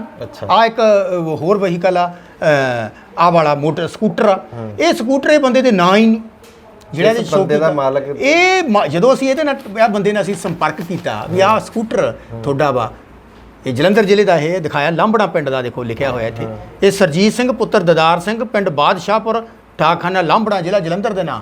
ਇੱਧਰ ਇਹ ਸਕੂਟਰ ਸ਼ੋਅ ਕੀਤਾ ਹੋਇਆ ਆਪਦੇ ਗਨਮੈਨ ਦਾ, ਸੁਖਦੇਵ ਸਿੰਘ ਦਾ, ਆ ਦੇਖੋ ਲਿਖਿਆ ਸਕੂਟਰ ਸੋ ਐਂਡ ਸੋ ਸਿਪਾਹੀ ਸਿੰਘ ਨੰਬਰ ਪਾਤਾ। ਵੈਸੇ ਵੀ ਮੇਰੇ ਸਿਪਾਹੀ ਦਾ ਜਦੋਂ ਨੰਬਰ ਦੀ ਤੁਸੀਂ ਪੜਤਾਲ ਕੀਤੀ ਤਾਂ ਕਿਸੇ ਜਲੰਧਰ ਦੇ ਪਿੰਡ ਦਾ ਬੰਦਾ ਨਿਕਲਿਆ, ਲਾਂਬੜਾ ਪਿੰਡ ਦਾ। ਉਹਨੂੰ ਇਹਨਾਂ ਜਦੋਂ ਸੰਪਰਕ ਕੀਤਾ ਉਹ ਕਹਿੰਦਾ ਜੀ ਅਸੀਂ ਤਾਂ ਸਕੂਟਰ ਕੁਆੜੀਆਂ ਨੂੰ ਵੇਚਦਾ ਸੀ, ਸਾਡਾ ਤਾਂ ਬਹੁਤ ਪੁਰਾਣਾ ਸਕੂਟਰ, ਸਾਡੇ ਕੋਲ ਸਕੂਟਰ ਨਹੀਂ। ਕਬਾੜ ਦੇ ਵਿੱਚੋਂ ਕੋਈ ਜਗਾੜਬਾਜ਼ੀ ਕਰਕੇ ਨੰਬਰ ਪਲੇਟ, ਵੈਸੇ ਹੀ ਗੁੰਮਨਾਮ ਨੰਬਰ ਦੇ ਦਿੱਤੇ, ਉਦਾਂ ਹੀ ਵੀ ਕਿਸੇ ਦਾ ਨੰਬਰ ਐਵੇਂ ਲਿਖ ਦੋ ਵੀ ਕਿਹੜਾ ਪੁੱਛਣਾ ਕਿਸੇ ਨੇ, ਕਿਹੜਾ ਪੁੱਛਣਾ। ਪਰ ਮੈਂ ਫਿਰ ਵੀ ਇੱਥੇ ਚੁੱਪ ਨਹੀਂ ਕੀਤਾਗਾ। ਉਸ ਤੋਂ ਬਾਅਦ ਫਿਰ ਮੈਂ ਇਸ ਗੱਲ ਦੀ ਸ਼ਿਕਾਇਤ ਕੀਤੀ ਰਾਜ ਸੂਚਨਾ ਕਮਿਸ਼ਨ ਨੂੰ ਕਿ ਵੀ ਜਿਹੜਾ ਤੁਸੀਂ ਰਿਕਾਰਡ ਦਵਾਇਆ ਇਹ ਝੂਠਾ ਦਵਾਇਆ ਦਿੱਤਾ ਵਾ।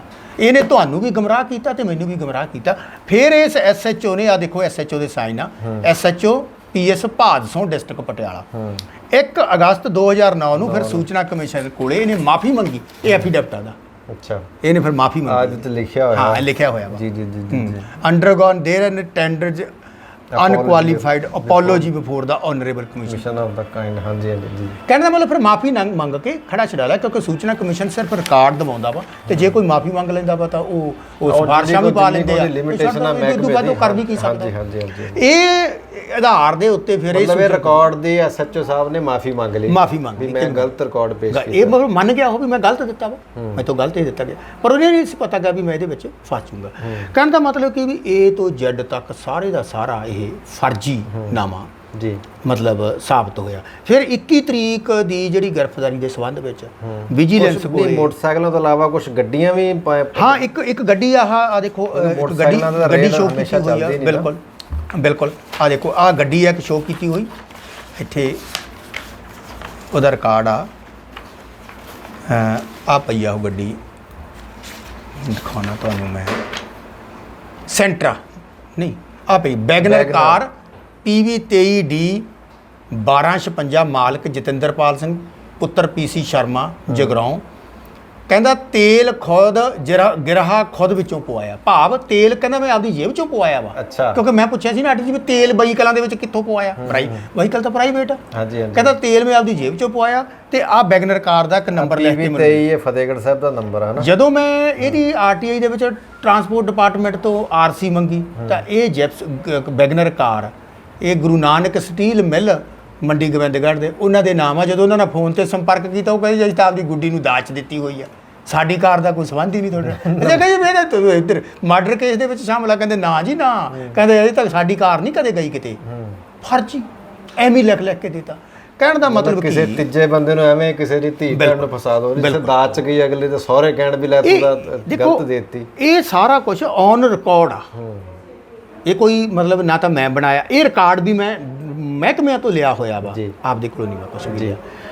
ਇਹ ਸਾਰਾ ਕੁਝ ਇਹ ਵੱਖ-ਵੱਖ ਇਨਕੁਆਇਰੀਆਂ ਦੇ ਵਿੱਚ ਸਾਬਤ ਹੋਇਆ ਫਿਰ ਜੀ। DGP ਇੰਟੈਲੀਜੈਂਸ ਆਪਣੇ ਇਹ DSP ਇੰਟੈਲੀਜੈਂਸ ਨੇ ਗੁਪਤ ਪੜਤਾਲ ਕੀਤੀ, ਉਹ ਪੜਤਾਲ ਦੇ ਵਿੱਚ ਵੀ ਉਹਨਾਂ ਨੇ ਇਹ ਗੱਲ ਸਾਬਤ ਕੀਤੀ ਆ ਕਿ ਵੀ SHO ASI ਤੇ ਦੋਨੇ ਫਰਜ਼ੀ ਗਵਾਹ ਜੇਕਰ 4 ਤੋਂ ਸਖਤੀ ਨਾਲ ਪੁੱਛ ਪੜਤਾਲ ਕੀਤੀ ਜਾਵੇ ਤਾਂ ਜਿਹੜੀ ਸੱਚਾਈ ਆ ਉਹ ਸਾਹਮਣੇ ਆ ਜਾਊਗੀ। ਉਹਨਾਂ ਨੇ ਲਿਖਿਆ ਕਿ ਵੀ ਇਹ ਪਰਿਵਾਰ 21/7/2005 ਨੂੰ ਆਲਰੇਡੀ ਪੁਲਿਸ ਦੀ ਕਸਟਡੀ ਵਿੱਚ ਸੀ, ਜਾਣੀ ਦੀ ਨਜਾਇਜ਼ ਹਿਰਾਸਤ ਵਿੱਚ ਸੀ, ਪਰ ਗ੍ਰਿਫਤਾਰੀ ਮੇਰੀ 22 ਤਰੀਕ ਦੇ ਵਿੱਚ ਦਿਖਾ ਕੇ ਤੇ ਮੇਰੀ ਭਰਜਾਈ ਦੀ 22 ਤਰੀਕ ਦੇ ਵਿੱਚ ਦਿਖਾ ਕੇ 10 ਸਾਲ 22 ਤਰੀਕ ਦੇ ਵਿੱਚ ਹੀ ਸਾਡੇ ਤੇ ਇੱਕ ਝੂਠਾ ਕੇਸ ਚੱਲਦਾ ਰਿਹਾ। ਇੱਥੇ ਇੱਕ ਸਵਾਲ ਆ, ਜਿਹੜੇ ਤੁਸੀਂ ਗੁਪਤ ਇਨਕੁਆਇਰੀ ਦੀ ਗੱਲ ਕਰ ਰਹੇ ਹੋ, ਜਿਹੜੀ ਹੈ ਹੀ ਗੁਪਤ ਆ, ਉਹ ਤੁਹਾਡੇ ਕੋਲ ਕਿਵੇਂ ਆ ਗਈ? ਹਾਂ ਬਿਲਕੁਲ, ਇਹ SSP ਨੇ ਵੀ ਇਹ ਗੱਲ ਕਹੀ ਜਦੋਂ ਇਹ ਰਿਪੋਰਟ ਸਾਨੂੰ RTI ਦੇ ਵਿੱਚ ਗੁਪਤ ਮਿਲ ਗਈ ਤਾਂ ਜਦੋਂ SSP ਨੂੰ ਅਸੀਂ ਇਹ ਦਿਖਾਈ। ਅੱਛਾ, ਇਹ ਵੀ RTI ਪਾਈ ਸੀ ਤੁਸੀਂ? RTI ਦੱਸਦਾ ਮੈਂ ਤੁਹਾਨੂੰ ਵੀ ਕਿਵੇਂ ਪਈ। ਇਹ ਇੰਟੈਲੀਜੈਂਸ ਡਿਪਾਰਟਮੈਂਟ ਆ, DSP ਪਤਾ ਲੱਗਾ ਮੈਂ ਦੱਸਦਾ, ਬਿਲਕੁਲ ਮੈਂ ਦੱਸਦਾ।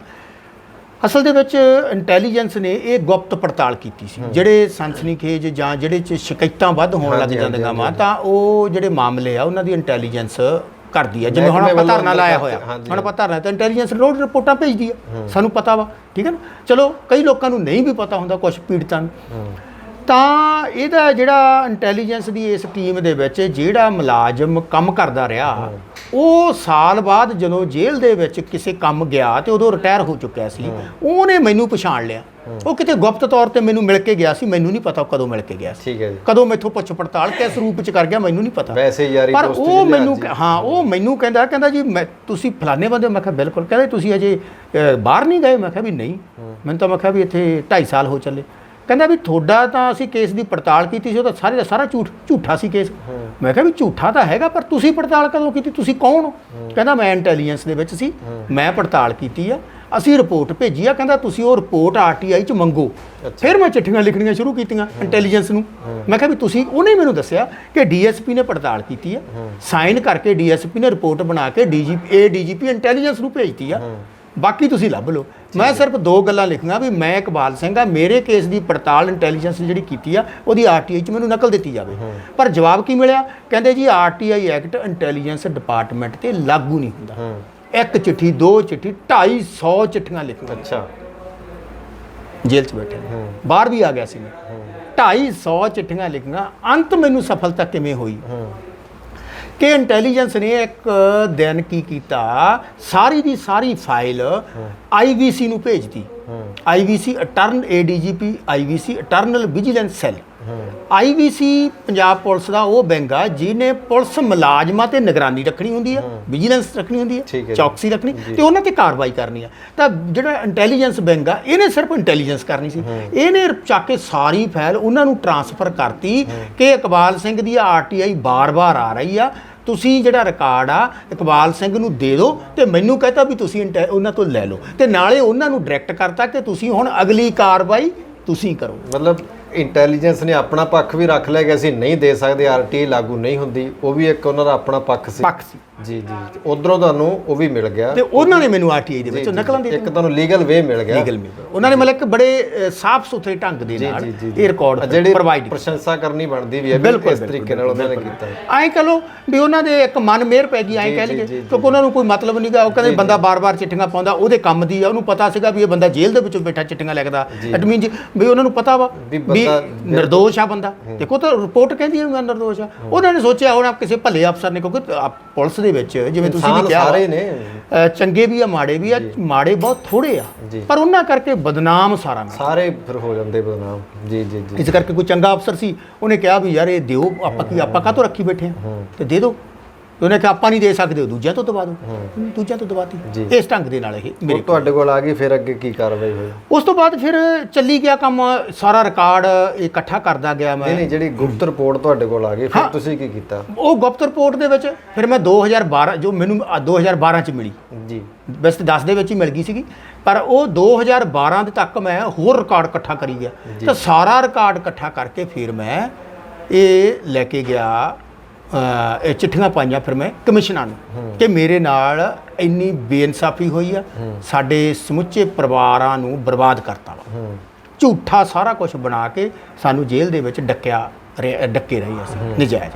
ਉਸ ਤੋਂ ਬਾਅਦ ਫਿਰ ਦੇਖ ਲਓ ਵੀ 2014 ਦੇ ਵਿੱਚ ਇਹ ਸਾਰੇ ਰਿਕਾਰਡ ਦੇ ਆਧਾਰ ਤੇ ਅਸੀਂ ਬਰੀ ਹੁੰਦੇ। ਬਰੀ ਹੋਣ ਤੋਂ ਬਾਅਦ ਫਿਰ ਦੁਬਾਰਾ ਤੋਂ ਅਸੀਂ ਸ਼ਿਕਾਇਤਾਂ ਕਰਦੇ ਹਾਂ।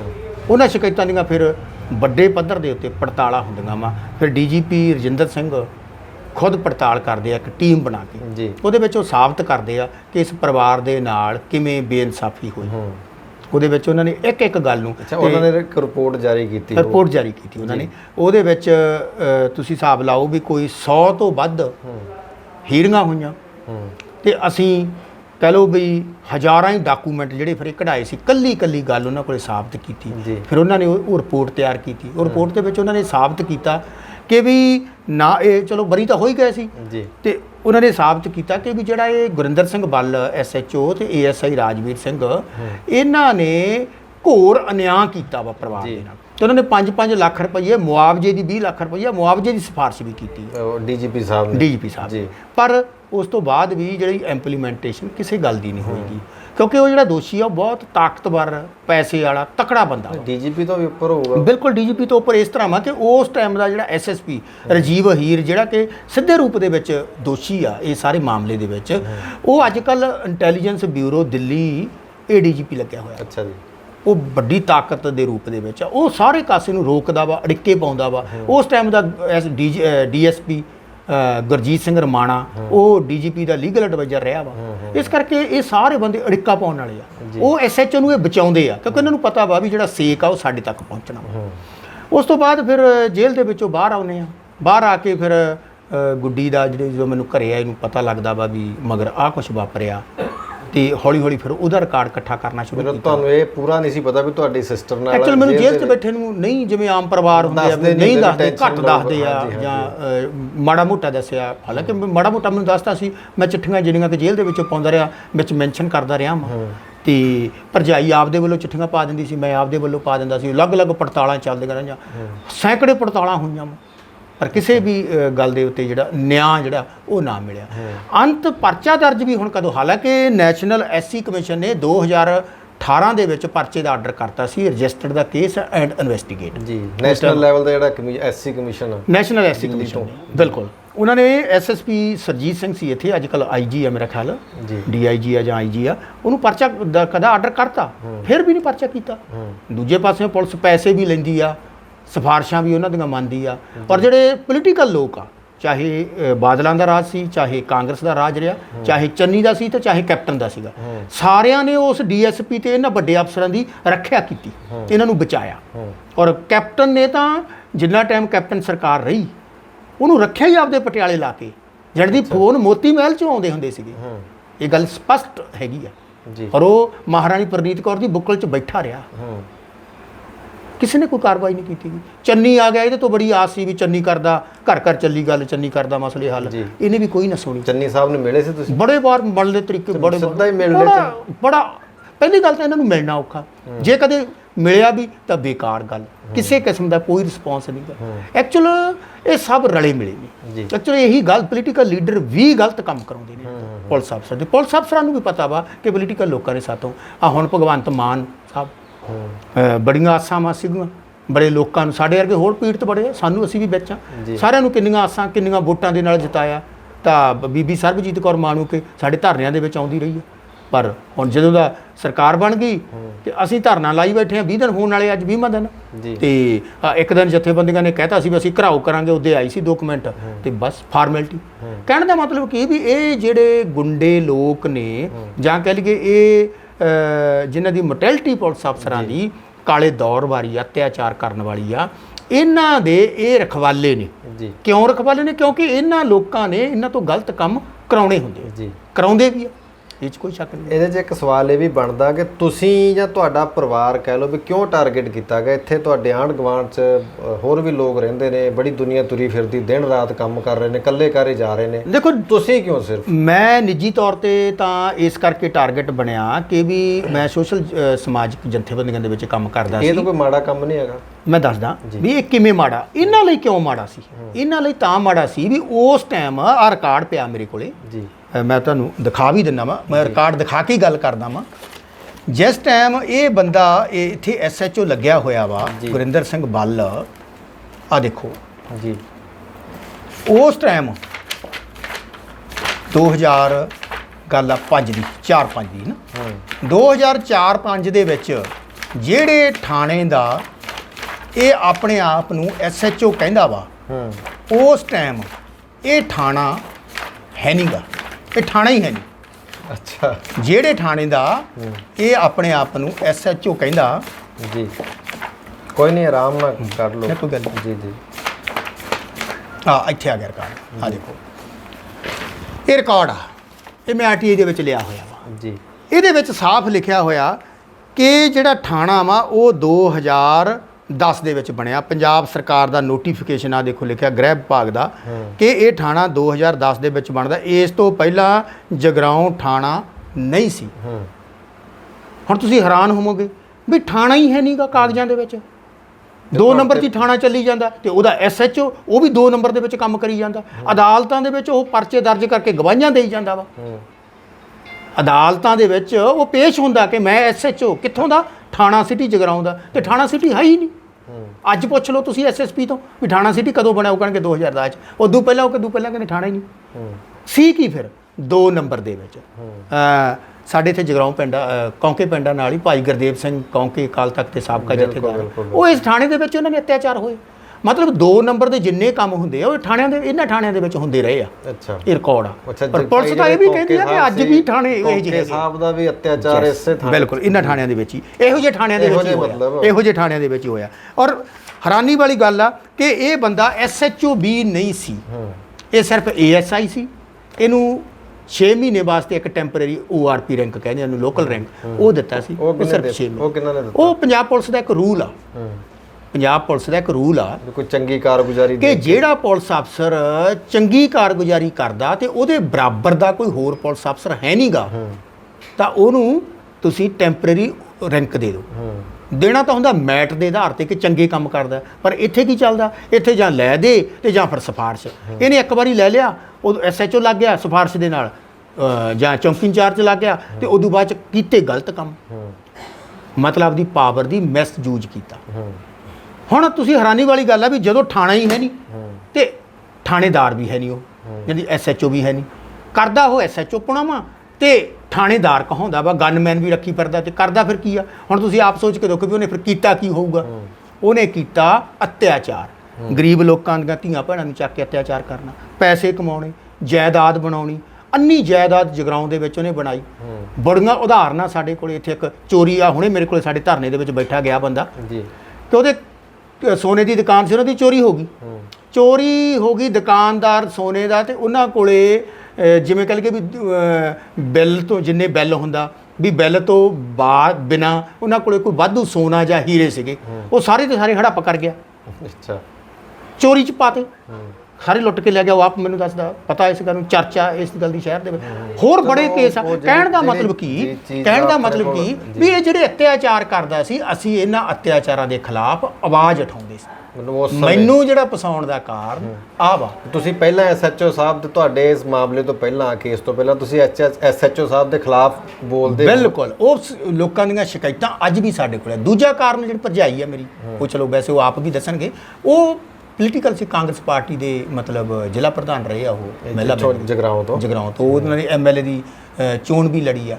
ਇੱਥੇ ਦੂਜਾ ਕਾਰਨ ਇਹ ਸੀ ਕਿ ਵੀ ਜਿਹੜੇ ਪੋਲੀਟੀਕਲ ਕਿਸੇ ਨੂੰ ਟਾਰਗੇਟ ਕਿਵੇਂ ਕਰਨਾ, ਉੱਥੇ ਇੱਕੋ ਇੱਕ ਕਾਰਨ ਹੁੰਦਾ ਵਾ, ਇੱਕੋ ਹੀ ਤਰੀਕਾ ਹੁੰਦਾ ਵੀ ਉਹਨਾਂ ਨੂੰ ਕਿਸੇ ਨਾ ਕਿਸੇ ਕੇਸ 'ਚ ਉਲਝਾ ਲਓ, ਤੇ ਕੇਸ 'ਚ ਉਲਝਾਉਣ ਵਾਸਤੇ ਕੋਈ ਸਟੋਰੀ ਵੀ ਬਣਾਉਣੀ ਹੁੰਦੀ। ਉਦੋਂ ਫਿਰ ਸਰਕਾਰ ਤਾਂ ਕਾਂਗਰਸ ਦੀ ਸੀ 2004-05 'ਚ। ਬਿਲਕੁਲ ਕਾਂਗਰਸ ਦੀ ਸੀਗੀ, ਔਰ ਕਾਂਗਰਸ ਦੀ ਸਰਕਾਰ ਉਦੋਂ ਵੀ ਸੀ, ਤੇ ਅੱਜ ਜਦੋਂ ਪਰਚਾ ਦਰਜ ਹੋਣ ਤੱਕ ਵੀ ਕਾਂਗਰਸ ਦੀ ਸਰਕਾਰ ਰਹੀ ਆ। ਸਰਕਾਰਾਂ ਕਾਂਗਰਸ ਦੀਆਂ, ਪਰ ਜਿਹੜਾ ਨਿਆਂ ਆ ਉਹ ਇੱਥੇ ਨਹੀਂ ਹੈਗਾ। ਨਿਆਂ ਕਿਹਨੂੰ ਮਿਲਦਾ? ਤੁਹਾਡੀ ਹੀ ਪਾਰਟੀ ਨੇ ਧੱਕਾ ਕੀਤਾ। ਬਿਲਕੁਲ, ਨਿਆਂ ਕਿਹਨੂੰ ਮਿਲਦਾ ਇੱਥੇ, ਜਾਂ ਕਹਿ ਲਈਏ ਵੀ ਨਿਆਂ ਕਿਹਨੂੰ ਦਿੰਦੇ ਆ ਇਹ ਫਰਜ਼ੀ ਤੌਰ ਤੇ? ਅਮੀਰ ਨੂੰ, ਪੈਸੇ ਵਾਲੇ ਨੂੰ, ਤਕੜੇ ਨੂੰ, ਤੇ ਜਾਂ ਫਿਰ ਉੱਚ ਜਾਤੀ ਦੇ ਨੂੰ। ਅਸੀਂ ਤਾਂ ਗਰੀਬ ਘਰਾਂ ਵਿੱਚ ਜੰਮੇ ਆ, ਮਜ਼੍ਹਬੀ ਸਿੱਖਾਂ ਦੇ ਘਰ ਦੇ ਵਿੱਚ ਜਨਮ ਲੈ ਕੇ ਅੱਜ ਅਸੀਂ ਪੁਲਿਸ ਨੂੰ ਬੰਗਾਰਦੇ ਆ, ਤੇ ਸਾਨੂੰ ਨਿਆਂ ਕਿੱਥੋਂ ਮਿਲਣਾ? ਕੋਈ ਸ਼ੱਕ ਨਹੀਂ ਇਹਦੇ ਵਿੱਚ। ਜਿਹੜੇ ਜਿਵੇਂ ਥਾਣਾ ਨਹੀਂ ਸੀ ਹੈਗਾ, ਜਿਵੇਂ ਤੁਸੀਂ ਕਾਗਜ਼ ਦਿਖਾਏ ਆ, ਜਾਂ ਇਹ SHO ਵੀ ਨਹੀਂ ਸੀ ਹੈਗੇ, ਇਹ ਗੱਲ ਤੁਸੀਂ ਜਿਹੜੇ DGP ਰਜਿੰਦਰ ਕੁਮਾਰ ਜੀ ਸੀ ਉਹਨਾਂ ਦੇ ਧਿਆਨ 'ਚ ਲਿਆਂਦੀ? ਬਿਲਕੁਲ, ਸਾਰਿਆਂ ਦੇ ਧਿਆਨ ਦੇ ਵਿੱਚ ਔਨ ਰਿਕਾਰਡ ਆ। ਉਹਨਾਂ ਨੇ ਫਿਰ ਕੀ ਟਿੱਪਣੀ ਜਾਂ ਕੁਝ? DGP ਸਾਹਿਬ ਨੇ ਬਕਾਇਦਾ ਇੱਕ ਬਤੌਰ DGP ਹਿਊਮਨ ਰਾਈਟ SSB ਨੂੰ ਇੱਕ ਚਿੱਠੀ ਲਿਖੀ, ਉਹਦੇ ਵਿੱਚ ਕੁਐਸਚਨ ਕੀਤੇ ਇਹ ਕਿ ਇੰਨੀ ਤਰੀਕ ਨੂੰ ਥਾਣਾ ਸੀਗਾ, ਇੰਨੀ ਤਰੀਕ ਨੂੰ SHO ਸੀਗਾ, ਇਹਨੂੰ SHO ਲੱਗਣ ਦੀ ਮਾਨਤਾ ਕਿਹਨੇ ਦਿੱਤੀ? ਇਹ ਸਾਰਾ ਇੱਕ ਪੂਰਾ ਉਹਨਾਂ ਨੇ ਚਾਰਟ ਬਣਾ ਕੇ ਸਵਾਲ ਕੀਤੇ, ਇਹਨਾਂ ਤੋਂ ਲਿਖਤੀ ਰੂਪ ਚ ਲਿਆ। ਉਹਦਾ ਜਵਾਬ ਔਨ ਰਿਕਾਰਡ ਆ। ਉਹਦਾ ਜਵਾਬ ਕੀ? ਉਹਦਾ ਰਿਕਾਰਡ ਬਿਲਕੁਲ ਇਹੀ ਜਵਾਬ ਆ ਜਿਹੜਾ ਮੈਂ ਤੁਹਾਨੂੰ ਦੱਸਿਆ ਵੀ ਨਹੀਂ ਸੀਗਾ ਜੀ। ਅੱਛਾ, ਮੈਨੂੰ ਵੀ ਤਾਂ RTI ਚ ਉਹੀ ਦਿੱਤਾ ਨਾ। ਇਹ ਸਾਰਾ ਕੁਝ ਔਨ ਰਿਕਾਰਡ ਉਹਨਾਂ ਨੇ ਦਿੱਤਾ, ਪਰ ਉਹਨਾਂ ਨੇ ਜਿਹੜੀ ਸਿਫਾਰਿਸ਼ ਕੀਤੀ ਉਹ ਅੱਜ ਤੱਕ ਇੰਪਲੀਮੈਂਟ ਨਹੀਂ ਹੋਈਗੀ। ਉਹਨਾਂ ਨੇ ਤਾਂ ਇੱਕ ਵੱਖਰੀ ਰਿਕਮੈਂਡੇਸ਼ਨ ਵੀ ਕੀਤੀ ਕਿ ਸਿਰਫ ਸਾਈਨ ਮਾਰ ਦਿੱਤੇ ਜਾਂਦੇ, ਅਗਨੀਸ਼ਨ ਮਾਰ ਦਿੱਤੇ ਜਾਂਦੇ, ਇਹ ਨਹੀਂ ਪਤਾ ਵੀ ਅਫਸਰ ਕਿਹੜਾ ਵਾ। ਮੈਂ ਸਮਝਿਆ ਨਹੀਂ। ਆ ਚਿੱਠੀ ਆ ਸਾਈਨ ਮਾਰਤੇ, ਕੱਲ ਨੂੰ ਇਹ ਚਿੱਠੀ ਨਿਕਲ ਜੇ ਝੂਠੀ, ਆ ਬੰਦੇ ਨੂੰ ਲੱਭਣਾ ਕਿਵੇਂ ਲੱਭਾਂਗੇ ਆਪਾਂ? ਇਹਦਾ ਨਾਂ ਹੀ ਨਹੀਂ ਪਤਾ। ਸਾਈਨ ਖੋਏ ਨੇ ਇੱਕ ਬਸ ਐ ਕੁੱਕੜ ਕਾਂਗੜੇ ਮਾਰੇ ਯਾਰ, ਜਿਵੇਂ ਮੈਡੀਕਲ ਵਾਲੇ ਲਿਖ ਦਿੰਦੇ ਮਾਰਦੇ ਆ। ਤੇ ਇਹ ਵੀ ਤੁਸੀਂ RTI ਦੇ ਤਹਿਤ? RTI ਦੇ ਵਿੱਚ ਲਿਆ। ਮਤਲਬ DGP ਸਾਹਿਬ ਨੇ ਤਾਂ ਇਹ ਵੀ ਰਿਕਮੈਂਡੇਸ਼ਨ ਕੀਤੀ ਵੀ ਅਫਸਰ, ਇਨਕੁਆਰੀ ਅਫਸਰ ਨੂੰ ਆਪਦਾ ਨਾਂ ਲਿਖਣਾ ਚਾਹੀਦਾ ਵਾ ਵੀ ਇਹ ਕੌਣ ਆ, ਆ ਬੰਦਾ ਕੌਣ ਆ। ਓਏ K ਸਿੰਘ ਲਿਖਿਆ ਸ਼ਾਇਦ, ਕੌਣ ਆ, ਕੀ ਪਤਾ ਕੌਣ ਆ। ਉਹ ਕੱਲ ਨੂੰ ਇਹ ਆਪਾਂ ਸ਼ਿਕਾਇਤ ਕਰ ਦਿੰਦੇ ਆ ਵੀ ਆ ਤਾਂ ਜੀ ਝੂਠੀ ਆ, ਉਹ ਬੰਦਾ ਰਿਟਾਇਰ ਹੋ ਜਾਂਦਾ ਜਾਂ ਉਹ ਡਿਊਟੀ ਤੇ, ਉਹ ਕਹਿੰਦਾ ਜੀ ਮੇਰੇ ਤਾਂ ਸਾਈਨ ਹੀ ਨਹੀਂ, ਪਤਾ ਨਹੀਂ ਕੌਣ ਆ। ਤਾਂ ਕਿਵੇਂ ਪਤਾ ਲੱਗੂਗਾ? ਇਹ ਵੀ ਰਿਕਮੈਂਡੇਸ਼ਨ, ਇਹ ਵੀ ਇੱਕ ਕਹਿ ਲਓ ਕੁਤਾਹੀ ਵੀ ਆ, ਲੋਕਾਂ ਨੂੰ ਖੱਜਲ ਖਵਾਰ ਕਰਨ ਦਾ, ਮੂਰਖ ਬਣਾਉਂਦਾ, ਇੱਕ ਚੋਰ ਮੋਰੀ ਵੀ ਉਹਨਾਂ ਦੇ ਬਚਾਅ ਦਾ ਇੱਕ ਢੰਗ ਕਹਿ ਲਈਏ, ਬਚਾਅ ਦਾ। ਇਹ ਸਰ ਪਹਿਲੀ ਵਾਰ ਮੈਂ ਗੌਰ ਕੀਤਾ ਇਸ ਗੱਲ ਵੱਲ। ਉਹਨਾਂ DGP ਸਾਹਿਬ ਨੇ ਰਿਕਮੈਂਡੇਸ਼ਨ ਕੀਤੀ ਪੰਜਾਬ ਸਰਕਾਰ ਨੂੰ, ਲਾਗੂ ਉਹ ਵੀ ਨਹੀਂ ਹੋਈ। ਅੱਛਾ, ਉਹਨਾਂ ਨੇ ਸਰਕਾਰ ਨੂੰ ਰਿਕਮੈਂਡੇਸ਼ਨ ਕੀਤੀ ਕਿ ਅੱਗੇ ਤੋਂ ਇਹਨਾਂ ਗੱਲਾਂ ਦੀ ਸੋਧ ਕੀਤੀ ਜਾਵੇ, ਪਰ ਕੌਣ ਪੁੱਛਦਾ ਇੱਥੇ ਕੋਈ ਨਹੀਂ ਪੁੱਛਦਾ। ਤੇ ਸਰ DGP ਸਾਹਿਬ ਨੇ ਚਲੋ ਇੱਕ ਬੜੀ ਵੱਡੀ ਪੋਸਟ ਆ, ਮਤਲਬ ਤੁਹਾਡੇ ਬਾਰੇ ਉਹਨਾਂ ਨੇ ਕੋਈ ਸਿੰਪਥੀ ਜਾਂ ਕਿਸੇ ਕਿਸਮ ਦਾ ਕੋਈ ਤੁਹਾਨੂੰ ਪਰਸਨਲ ਤੌਰ ਤੇ ਕੋਈ ਬੈਨੀਫਿਟ ਦੇਣ ਦੀ ਕੋਸ਼ਿਸ਼ ਕੀਤੀ? ਹਾਂ, ਪਰਸਨਲ ਤੌਰ ਤੇ ਉਹਨਾਂ ਨੇ ਜਦੋਂ ਇਹ ਸਾਰਾ ਰਿਕਾਰਡ, ਜਦੋਂ ਮੈਂ ਤੇ ਭਰਜਾਈ ਉੱਥੇ ਜਾਂਦੇ ਸੀ ਤੇ ਉਹ ਦੇਖਦੇ ਵੀ ਚਿੱਠੀਆਂ ਬਹੁਤੀਆਂ ਇਕਬਾਲ ਦੇ ਨਾਂ ਤੇ ਆ RTI ਦੇ ਵਿੱਚ, ਹਜ਼ਾਰਾਂ ਚਿੱਠੀਆਂ ਹਨ। ਉਹ ਜਦੋਂ ਅਸੀਂ ਵੱਡੇ ਵੱਡੇ ਝੋਲੇ ਭਰ ਕੇ ਲੈ ਜਾਣੇ, ਬੋਰੀਆਂ ਭਰ ਕੇ, ਤਾਂ ਉਹਨਾਂ ਨੇ ਸਾਰਾ ਦਿਨ ਦੇਖਦੇ ਰਹਿਣਾ ਵੀ ਇੰਨਾ ਰਿਕਾਰਡ, ਇੰਨੀਆਂ ਚਿੱਠੀਆਂ, ਵੀ ਇੰਨੀ ਮਿਹਨਤ, ਇੰਨਾ ਖਰਚਾ, 35,000 ਚਿੱਠੀਆਂ ਤੁਸੀਂ ਹਿਸਾਬ ਲਾਓ। ਮੈਨੇ ਰੱਖਦੇ ਆ ਮੂੰਹ ਚੋਂ ਥੁੱਕ ਮੁੱਕ ਜਾਂਦਾ ਗਿਣਦੇ। ਬਿਲਕੁਲ 35,000 ਚਿੱਠੀਆਂ ਤੁਸੀਂ ਲਿਖਣ ਲੱਗੇ। ਇੱਕ ਚਿੱਠੀ ਦੇ ਜੇ ਐਵਰੇਜ ਆਪਾਂ 100 ਰੁਪਈਆ ਵੀ ਖਰਚ ਲਾ ਲਈਏ ਤਾਂ ਤੁਸੀਂ ਸੋਚ ਕੇ ਦੇਖੋ ਵੀ ਕਿੰਨਾ ਖਰਚ ਹੁੰਦਾ।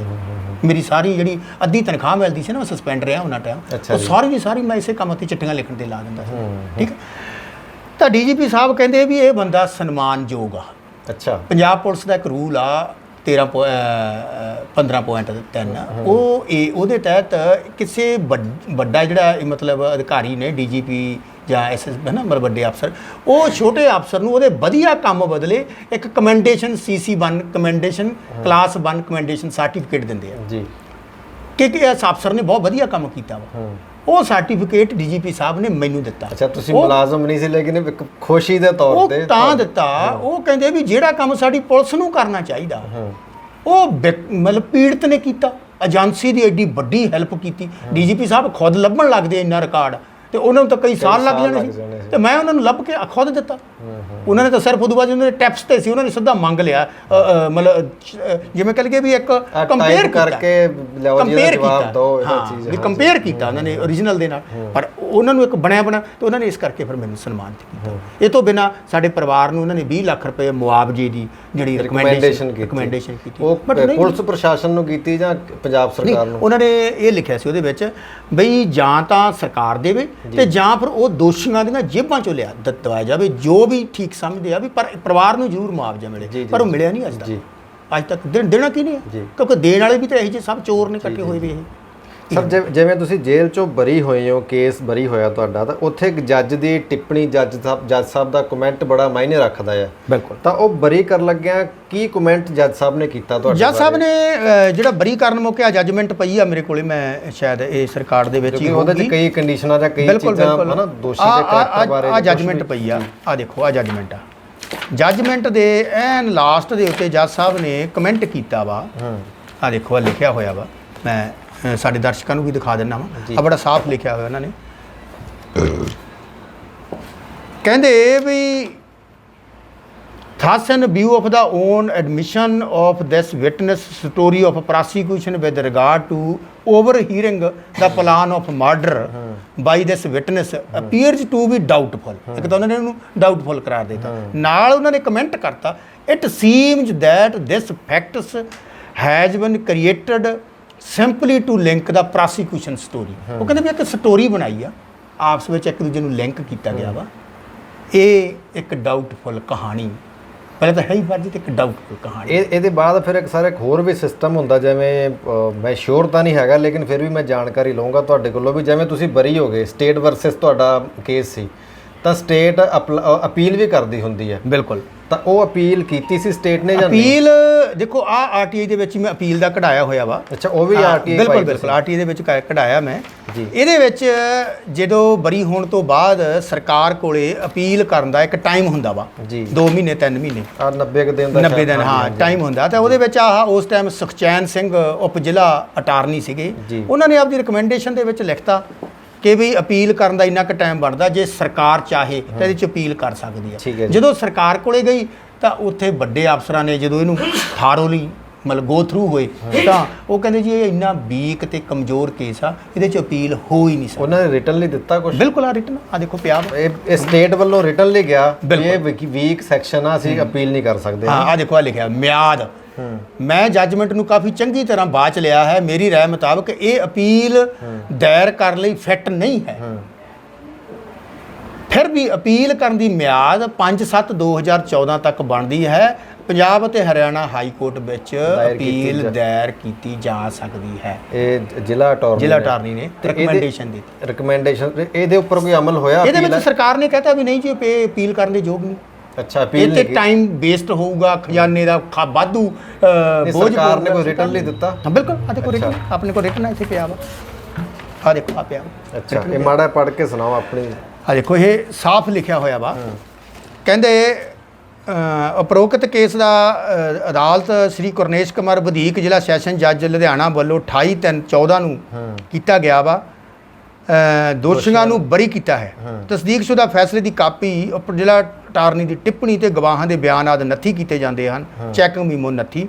ਮੈਂ ਤਸਦੀਕਸ਼ੁਦਾ ਫੈਸਲੇ ਦੀ ਨਕਲ ਉਪ ਜ਼ਿਲ੍ਹਾ ਅਟਾਰਨੀ ਚੰਗੀ ਤਰ੍ਹਾਂ ਬਾਚ ਲਿਆ ਹੈ। ਮੈਂ ਉਪ ਜ਼ਿਲ੍ਹਾ ਅਟਾਰਨੀ ਦੀ ਰਾਏ ਨਾਲ ਸਹਿਮਤ ਹਾਂ। ਇਹ ਉਕਤ ਕੇਸ ਅੱਗੋਂ ਬਰੀ ਦੇ ਖਿਲਾਫ ਅਪੀਲ ਕਰਨ ਦੇ ਯੋਗ ਨਾ ਹੈ। ਵਾਹ ਜੀ ਵਾਹ, ਗੱਲ ਖਤਮ ਹੋ ਗਈ। ਇਹ ਸਟੇਟ ਕਹਿ ਰਹੀ ਹੈ। ਸਟੇਟ ਕਹਿ ਰਹੀ ਹੈ। ਹੁਣ ਕਿਉਂ ਕਹਿ ਰਹੀ ਆ? ਕਿਉਂਕਿ 10 ਸਾਲ 22 ਤਰੀਕ ਦੇ ਵਿੱਚ ਇੱਕ ਫਰਜ਼ੀ ਕੇਸ ਹੀ ਚੱਲਿਆ ਗਿਆ। ਔਰ ਹੈਰਾਨੀ ਵਾਲੀ ਗੱਲ ਕਿ 10 ਸਾਲਾਂ ਦੇ ਵਿੱਚ 7 ਸਾਲ ਇਹ ਥਾਣੇਦਾਰ ਗਵਾਹੀ ਦੇਣ ਹੀ ਨਹੀਂ ਆਇਆ। ਲਾਸਟ ਤੇ ਕਦੋਂ ਆਇਆ? ਜਦੋਂ ਦੀ ਤਨਖਾਹ ਬੰਦ ਕਰਾਤੀ ਤੇ ਗ੍ਰਿਫਤਾਰੀ ਦੇ ਆਰਡਰ ਹੋ ਗਏ, ਉਦੋਂ ਆਇਆ। ਨਹੀਂ ਤਾਂ 7 ਸਾਲ ਆਇਆ ਹੀ ਨਹੀਂ। ਤੁਸੀਂ ਦੇਖੋ ਬਈ ਸਰਕਾਰ ਦਾ ਕਿੰਨਾ ਅਜਾਈਂ ਮਤਲਬ ਹੋ ਗਿਆ। ਸਾਡੀ ਜ਼ਿੰਦਗੀ ਤਾਂ ਬਰਬਾਦ ਹੋਈ, ਸਰਕਾਰ ਦਾ ਕਿੰਨਾ ਕੁਛ ਅਜਾਈਂ ਗਿਆ। ਸਰਕਾਰ ਦੀ ਜੋ ਵੀ ਤੁਹਾਡੀ ਜੇਬ ਚੋਂ ਗਿਆ, ਟੈਕਸ ਤਾਂ ਲੋਕ ਹੀ ਦਿੰਦੇ ਨੇ। ਲੋਕ ਹੀ ਦਿੰਦੇ ਆ। ਤੇ ਸਰ ਇਹ ਮੈਂ ਹੁਣ ਨਵਾਂ ਇੱਕ ਪਹਿਲੂ ਜੁੜ ਗਿਆ, ਜਿਵੇਂ ਤੁਸੀਂ ਉਹਨਾਂ ਦੀ ਸੈਲਰੀ ਬੰਦ ਕਰਾਈ ਗੁਰਿੰਦਰ ਸਿੰਘ ਬਲ ਦੀ, ਤੇ ਗ੍ਰਿਫਤਾਰੀ ਦੀ ਵੀ ਗੱਲ ਚੱਲੀ ਹੈ ਨਾ, ਤਾਂ ਉਹ ਐਕਸ਼ਨ ਅੱਗੇ ਨਹੀਂ ਫਰਦਰ ਚੱਲਿਆ ਫਿਰ ਗ੍ਰਿਫਤਾਰੀ? ਨਹੀਂ, ਉਹ ਸਿਰਫ ਹੁੰਦਾ ਵਾ ਗਵਾਹੀ ਤੇ ਆਉਣ ਵਾਸਤੇ, ਓਨਲੀ ਸਿਰਫ ਗਵਾਹੀ ਵਾਸਤੇ। ਵੀ ਜੇ ਕੋਈ ਬੰਦਾ ਬਾਰ-ਬਾਰ ਆਪਾਂ ਨੂੰ ਸੰਮਣ ਕੱਢਦੀ ਅਦਾਲਤ ਵੀ ਗਵਾਹੀ ਦੇ ਕੇ ਜਿਵੇਂ ਨਿਕਲ ਹਾਂ, ਉਹ ਸਿਰਫ ਉਹਨੂੰ ਕੋਰਟ ਦੇ ਵਿੱਚ ਗਵਾਹੀ ਦਿਵਾਉਣ ਵਾਸਤੇ, ਇਦੋਂ ਵੱਧ ਨਹੀਂ ਹੁੰਦਾ। ਗਵਾਹੀ ਦੇ ਗਿਆ ਗੱਲ। ਤੇ ਸਰ ਤੁਸੀਂ ਹੁਣ ਇੰਨਾ ਪਲੰਦਾ ਜਿਵੇਂ ਤੁਹਾਡੇ ਕੋਲ ਹੈਗਾ ਆ, ਇਹ ਆਪਣੇ ਆਪ ਦੇ ਵਿੱਚ ਕਾਗਜ਼ ਇੱਕ ਗਵਾਹੀ ਆ, ਸਾਰਾ ਸਰਕਾਰੀ ਰਿਕਾਰਡ ਆ, ਕੋਈ ਕਿਸੇ ਦਾ ਕੋਈ ਨੰਬਰਦਾਰ ਦਾ ਜਾਂ ਕੋਈ ਪੰਚ ਸਰਪੰਚ ਦਾ ਨਹੀਂ ਹੈਗਾ ਵੀ ਜਿਹੜਾ ਸ਼ੱਕੀ ਹੋਵੇ। ਇਹ ਸਾਰਾ ਸਰਕਾਰੀ ਔਰ ਵੱਡੇ ਆਰਟੀਏ ਦੇ ਨਾਲ ਹੀ ਸਾਰਾ ਕੁਝ ਮਿਲਿਆ ਹੋਇਆ। ਤਾਂ ਤੁਸੀਂ ਇਸ ਸਿਸਟਮ ਨੂੰ, ਸਾਰੇ ਪੁਲੰਦੇ ਨੂੰ ਲੈ ਕੇ ਕਦੇ ਹਾਈ ਕੋਰਟ ਜਾਣ ਦਾ ਸੋਚਿਆ, ਜਾਂ ਜੇ ਨਹੀਂ ਸੋਚਿਆ ਤਾਂ ਕਿਉਂ ਨਹੀਂ ਸੋਚਿਆ? ਨਹੀਂ, ਇਹ ਕਿਉਂਕਿ ਉੱਥੋਂ ਦਾ ਇਨਸਾਫ ਮਿਲਣ ਦੀ ਆਸ ਹੈਗੀ ਆ, ਉੱਥੋਂ ਗ੍ਰਿਫਤਾਰੀ ਵੀ ਹੋਏਗੀ, ਉੱਥੋਂ ਸਾਰਾ ਕੁਝ ਹੋਏਗਾ। ਬਿਲਕੁਲ। ਐਕਚੁਅਲ ਕੀ ਗੱਲ ਆ ਵੀ ਇਸ ਸਾਡਾ ਜਿਹੜਾ ਸਿਸਟਮ ਆ ਜੀ, ਇਹਦੇ ਵਿੱਚ ਇੱਕ ਨਾ ਮਤਲਬ ਪ੍ਰੋਸੈਸ ਆ। ਬਹੁਤ ਸਾਰੇ ਲੋਕ ਆ ਉਹ ਇੱਕ ਅੱਧੀ ਚਿੱਠੀ ਪਾ ਕੇ ਸਿੱਧੇ ਹਾਈ ਕੋਰਟ ਚਲੇ ਜਾਂਦੇ, ਆਮ ਤੌਰ ਤੇ ਇਸ ਤਰ੍ਹਾਂ ਵਾਪਰਦਾ ਜੀ। ਪਰ ਅਸੀਂ ਅਵੇਅਰ ਆ, ਮੈਨੂੰ ਗਿਆਨ ਹੋਣ ਕਰਕੇ ਮੈਨੂੰ ਪਤਾ ਇਸ ਗੱਲ ਦਾ ਕਿ ਹਾਈ ਕੋਰਟ ਜਾਣ ਤੋਂ ਪਹਿਲਾਂ ਥੱਲੇ ਸਾਰੇ ਪ੍ਰੋਸੈਸ ਦੇ ਵਿੱਚ ਦੀ ਲੰਘਣਾ ਪੈਂਦਾ। ਠੀਕ ਹੈ ਜੀ। ਅਸੀਂ ਉਹ ਪ੍ਰੋਸੈਸ ਦੇ ਵਿੱਚ ਦੀ ਲੰਘ ਕੇ ਹਾਈ ਕੋਰਟ ਜਾਣਾ। ਹੁਣ ਜੇ ਆਪਣੇ ਪ੍ਰੋਸੈਸ ਦੀ ਆਪਾਂ ਗੱਲ ਕਰੀਏ ਤਾਂ ਅੱਜ ਅਸੀਂ ਭੈਣ ਕੁਲਵੰਤ ਕੌਰ ਮੇਰੀ ਦੀ ਮੌਤ ਤੋਂ ਬਾਅਦ ਪੁਲਿਸ ਨੇ ਪਰਚਾ ਦਰਜ ਦੋਸ਼ੀਆਂ ਤੇ ਕਰ ਲਿਆ ਜੀ। ਕਮਿਸ਼ਨ ਵਾਰ-ਵਾਰ ਪਰਚੇ ਦੇ ਆਰਡਰ ਕਰ ਰਹੇ ਸੀ, ਅਸੀਂ ਪਰਚੇ ਦੀ ਮੰਗ ਕਰ ਰਹੇ ਸੀ। ਜਦੋਂ ਪਰਚੇ ਦੇ ਆਰਡਰ ਹੋ ਗਏ ਤਾਂ ਮੈਨੂੰ ਹਾਈ ਕੋਰਟ ਜਾਣ ਦੀ ਲੋੜ ਨਹੀਂ। ਕਿਉਂ? ਕਿਉਂਕਿ ਆਰਡਰ ਹੋ ਗਿਆ, ਇੰਪਲੀਮੈਂਟ ਹੋਣਗੇ। ਅਸੀਂ ਇੰਪਲੀਮੈਂਟ ਕਰਾਉਣ ਵਾਸਤੇ ਆਪਣੇ ਜਿਹੜੇ ਢੰਗ ਤਰੀਕੇ ਉਹ ਵਰਤੇ। ਅਲਟੀਮੇਟਲੀ ਚਲੋ ਡਿਊਰਿੰਗ ਉਹ ਅਜੇ ਤਰੀਕਿਆਂ ਦੇ ਜਦੋਂ ਅਸੀਂ ਪ੍ਰੋਟੈਸਟ ਕਰ ਰਹੇ ਸੀ ਤਾਂ ਮਤਲਬ ਜਿਹੜਾ ਉਹ ਮੌਤ ਹੋ ਗਈ, ਪਰਚਾ ਵੀ ਦਰਜ ਹੋ ਗਿਆ। ਹੁਣ ਹਾਈ ਕੋਰਟ ਜਾਣਾ ਕਾਹਦੇ ਵਾਸਤੇ ਆ? ਉਹਦਾ ਮਤਲਬ ਮੇਨ ਪੁਆਇੰਟ ਕੀ ਆ? ਦੂਜੇ ਪਾਸੇ ਹਾਈ ਕੋਰਟ ਅੱਜ ਕੱਲ੍ਹ ਸਾਫ਼ ਜੱਜਮੈਂਟਾਂ ਨੇ ਉਹ ਕਹਿੰਦੀਆਂ ਵਾ ਵੀ ਪਹਿਲਾਂ ਥੱਲਿਓਂ ਹੋ ਕੇ ਆਓ। ਹਾਈ ਕੋਰਟ ਸਿੱਧਾ ਇਸ ਤਰ੍ਹਾਂ ਦਾ ਕੁਝ ਨਹੀਂ ਕਰਦੀ। ਸਾਡੇ ਕੇਸ ਦੇ ਵਿੱਚ ਵੀ ਜੇ ਦੇਖਿਆ ਜਾਵੇ ਤਾਂ ਥੱਲਿਓਂ ਹੀ ਤਾਂ ਨੂੰ ਜਾਣਾ ਪੈਣਾ ਜੀ। ਇਹ ਪ੍ਰੋਸੈਸ ਥੱਲਿਓਂ ਹੀ ਸ਼ੁਰੂ ਹੁੰਦਾ ਜੀ। ਦੂਜੇ ਨੰਬਰ ਤੇ ਅਸੀਂ ਜਥੇਬੰਦਕ ਲੋਕ ਆ, ਅਸੀਂ ਥੋੜਾ ਜਿਹਾ ਵਿਸ਼ਵਾਸ ਆ ਜਿਹੜਾ ਉਹ ਪਬਲਿਕ ਤੇ ਵੱਧ ਕਰਦੇ, ਜਥੇਬੰਦਕ ਸੰਘਰਸ਼ ਤੇ ਵੱਧ ਪ੍ਰੈਸ਼ਰਾਈਜ਼ ਤੁਸੀਂ ਕਰ ਰਹੇ ਹੋ ਸਿਸਟਮ ਨੂੰ, ਤਾਂ ਕਿ ਸਿਸਟਮ ਅਸੀਂ ਸਮਝਦੇ ਆ ਵੀ ਜਿਹੜੀਆਂ ਕੋਰਟਾਂ ਵਾ ਨਾ ਉਹ ਵੀ ਸਾਡੇ ਸਾਹਮਣੇ ਆ। ਤੁਸੀਂ ਦੇਖੋ, ਮੈਂ ਬਾਹਲੀ ਗੱਲ ਹੋਰ ਨਹੀਂ ਵੱਡੀ ਕਹਿੰਦਾ, ਇੱਕ ਗੱਲ 'ਚ ਹੀ ਨਿਬੇੜ ਦਿੰਦਾ ਗੱਲ ਵੀ ਸੁਪਰੀਮ ਕੋਰਟ ਦੇ ਜਸਟਿਸ ਉਹ ਟਿੱਪਣੀ ਕਰ ਰਹੇ ਆ, ਚੀਫ ਜਸਟਿਸ, ਕਿ ਜਿੰਨਾ ਜਿਹੜਾ ਮਤਲਬ ਅਪਰਾਧ ਆ ਉਹ ਪੁਲਿਸ ਕਰਦੀ ਆ, ਕੋਈ ਹੋਰ ਨਹੀਂ ਕਰਦਾ। ਇੱਕ ਟਿੱਪਣੀ। ਦੂਜੀ ਟਿੱਪਣੀ ਉਹਨਾਂ ਦੀ ਇਹ ਅਖਬਾਰ ਦੇ ਵਿੱਚ ਜੋ ਛਪੀਆਂ ਖਬਰਾਂ ਕਿ ਵੀ ਜੇ ਕਿਸੇ ਬੰਦੇ ਨੇ ਨਿਆਂ ਲੈਣਾ ਹੋਵੇ ਨਾ ਉਹਨੂੰ ਪਹਿਲਾਂ ਆਪਦੀ ਜੇਬ ਦੇਖ ਲੈਣੀ ਚਾਹੀਦੀ ਹੈ। ਇਹਦਾ ਮਤਲਬ ਕੀ ਆ ਵੀ ਗਰੀਬ ਬੰਦੇ ਲਈ ਇੱਥੇ ਨਿਆਂ ਕੋਈ ਨਹੀਂ, ਤੇ ਜਿਹੜੀ ਦੇਵੀ ਆ ਸਾਡੀ ਨਿਆਂ ਦੀ ਉਹਦੀਆਂ ਅੱਖਾਂ 'ਤੇ ਤਾਂ ਪੱਟੀ ਬਣੀ ਹੋਈ ਹੈ, ਤੇ ਉਹਨੂੰ ਚਲਾਉਣ ਵਾਲੇ ਸਾਰੇ ਜਾਂ ਕ੍ਰਿਮੀਨਲ ਲੋਕ ਨੇ ਜਾਂ ਫਿਰ ਰਿਸ਼ਵਤਖੋਰ ਨੇ। ਠੀਕ ਹੈ ਨਾ? ਇਸ ਕਰਕੇ ਨਿਆਂ ਦੀ ਆਸ ਕਿੰਨੀ ਕੁ ਆਪਾਂ ਕਰਦੇ ਆ ਉਹ ਵੀ ਆਪਾਂ ਨੂੰ ਪਤਾ। ਇਸ ਕਰਕੇ ਜਿਹੜਾ ਸਾਡਾ ਵਿਸ਼ਵਾਸ ਆ ਉਹ ਜਨਤਕ ਮੁਹਿੰਮਾਂ ਦੇ ਵਿੱਚ ਆ, ਲੋਕ ਲਹਿਰਾਂ ਦੇ ਉੱਤੇ ਆ, ਚਾਹੇ ਉਹ ਲੋਕ ਲਹਿਰ ਕਿਸੇ ਵੀ ਰੂਪ ਦੇ ਵਿੱਚ ਹੋਵੇ।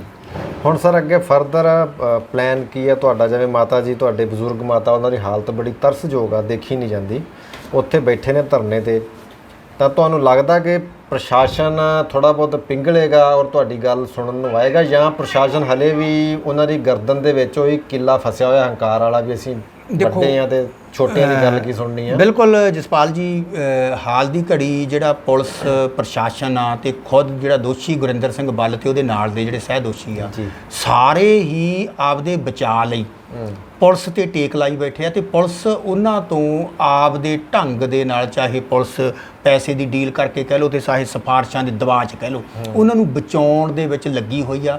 10 ਤਰੀਕ ਨੂੰ ਕੁਲਵੰਤ ਭੈਣ ਦੀ ਮੌਤ ਹੋ ਜਾਂਦੀ ਆ। 11 ਤਰੀਕ ਨੂੰ ਮੌਕੇ ਦਾ ਐਸਐਸਪੀ ਘਰੇ ਆ ਕੇ ਪਰਚਾ ਦਰਜ, ਜਿਹੜੇ ਦਬਾਅ ਦੇ ਅਧੀਨ, ਜਿਹੜੀ ਜਨਤਕ ਦਬਾਅ ਦੇ ਅਧੀਨ ਪਰਚਾ ਦਰਜ ਕਰ ਦਿੰਦਾ ਵਾ।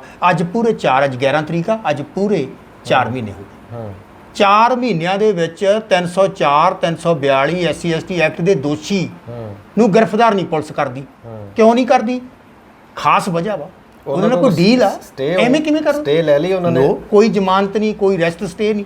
ਤੇ ਜੇ ਹੁਣ ਤੁਸੀਂ ਦੇਖੋ ਵੀ ਆਮ ਬੰਦੇ ਤੇ ਇਹ ਧਾਰਾਵਾਂ ਅਧੀਨ ਪਰਚਾ ਦਰਜ ਹੋ ਜੇ ਤਾਂ ਕੋਈ ਬੰਦਾ ਬਾਹਰ ਘੁੰਮੂ, ਤੇ ਉਹ ਬੰਦਾ ਅੱਜ ਡਿਊਟੀ ਕਰ ਰਿਹਾ ਵਾ, ਉਹ ਪਟਿਆਲੇ ਬਹਾਦਰਗੜ੍ਹ ਪੀਏਪੀ ਦੇ ਵਿੱਚ ਤਾਇਨਾਤ ਆ। ਔਰ ਡੀਜੀਪੀ ਸੁਮੇਧ ਸੈਣੀ ਦੇ ਵੀ ਹੋਇਆ ਸੀ ਤਾਂ ਉਹਨਾਂ ਨੂੰ ਕੋਰਟ ਤੱਕ ਜਾਣਾ ਪਿਆ, ਥੱਲੜੀ ਅਦਾਲਤ ਨੇ ਰਿਜੈਕਟ ਕੀਤਾ, ਹਾਈ ਕੋਰਟ ਤੋਂ ਜਾ ਕੇ ਬੇਲ ਲੈਣੀ ਪਈ। ਬਿਲਕੁਲ ਉਲਟਾ ਸਾਨੂੰ ਧਮਕੀਆਂ ਦੇ ਰਹੇ ਆ ਜੀ, ਪਰਚਾ ਕੈਂਸਲ ਕਰ ਦੇਣਾ ਸੀ, ਪਰਚਾ ਕੈਂਸਲ ਕਰ ਦੇਣਾ ਵਾ। ਇਹਦਾ ਮਤਲਬ ਮੋਟੀ ਡੀਲ ਦੀਆਂ ਗੱਲਾਂ ਚੱਲ ਰਹੀਆਂ ਵਾ। ਕਿਵੇਂ ਪੁਲਿਸ ਬਚਾ ਰਹੀ ਆ ਆਪਦੇ ਇੱਕ ਥਾਣੇਦਾਰ ਨੂੰ, ਕਿਵੇਂ ਬਚਾ ਰਹੀ ਆ ਉਹਦੇ ਨਾਲ ਦੇ ਸਹਿ ਦੋਸ਼ੀ ਐਸਆਈ ਰਾਜਵੀਰ ਨੂੰ, ਤੇ ਕਿਵੇਂ ਬਚਾ ਰਹੀ ਉਸ ਆਪਦੇ ਟਾਊਟ ਸਰਪੰਚ ਨੂੰ। ਮਤਲਬ ਕਹਿਣ ਦਾ ਕਿ ਵੀ ਇਹਨਾਂ ਦਾ ਸਾਰਿਆਂ ਦਾ ਜ਼ੋਰ ਲੱਗਿਆ। ਦੂਜੇ ਪਾਸੇ ਅਸੀਂ ਜਿਹੜਾ ਸਾਡੇ ਕੋਲ ਡੈਮੋਕ੍ਰੇਟਿਕ ਰਾਹ ਵਾ ਇੱਕੋ ਇੱਕ, ਕਿ ਅਸੀਂ ਪਿਛਲੀ 23 ਮਾਰਚ ਤੋਂ ਭਗਤ ਸਿੰਘ ਦਾ ਸ਼ਹੀਦੀ ਦਿਵਸ ਸੀ, ਉਹਦੇ ਤੋਂ ਭੁੱਖ ਉੱਥੇ ਬੈਠੇ ਆ ਧਰਨੇ ਦੇ ਉੱਤੇ ਜੀ, ਲਗਾਤਾਰ ਉੱਥੇ ਧਰਨੇ ਤੇ ਦਿਨ ਪਰ ਰਾਤ ਸਾਡਾ ਪਰਿਵਾਰ, ਸਾਡੀਆਂ ਜਥੇਬੰਦੀਆਂ, ਇਨਸਾਫ ਪਸੰਦ ਲੋਕ ਉੱਥੇ ਬੈਠੇ ਆ।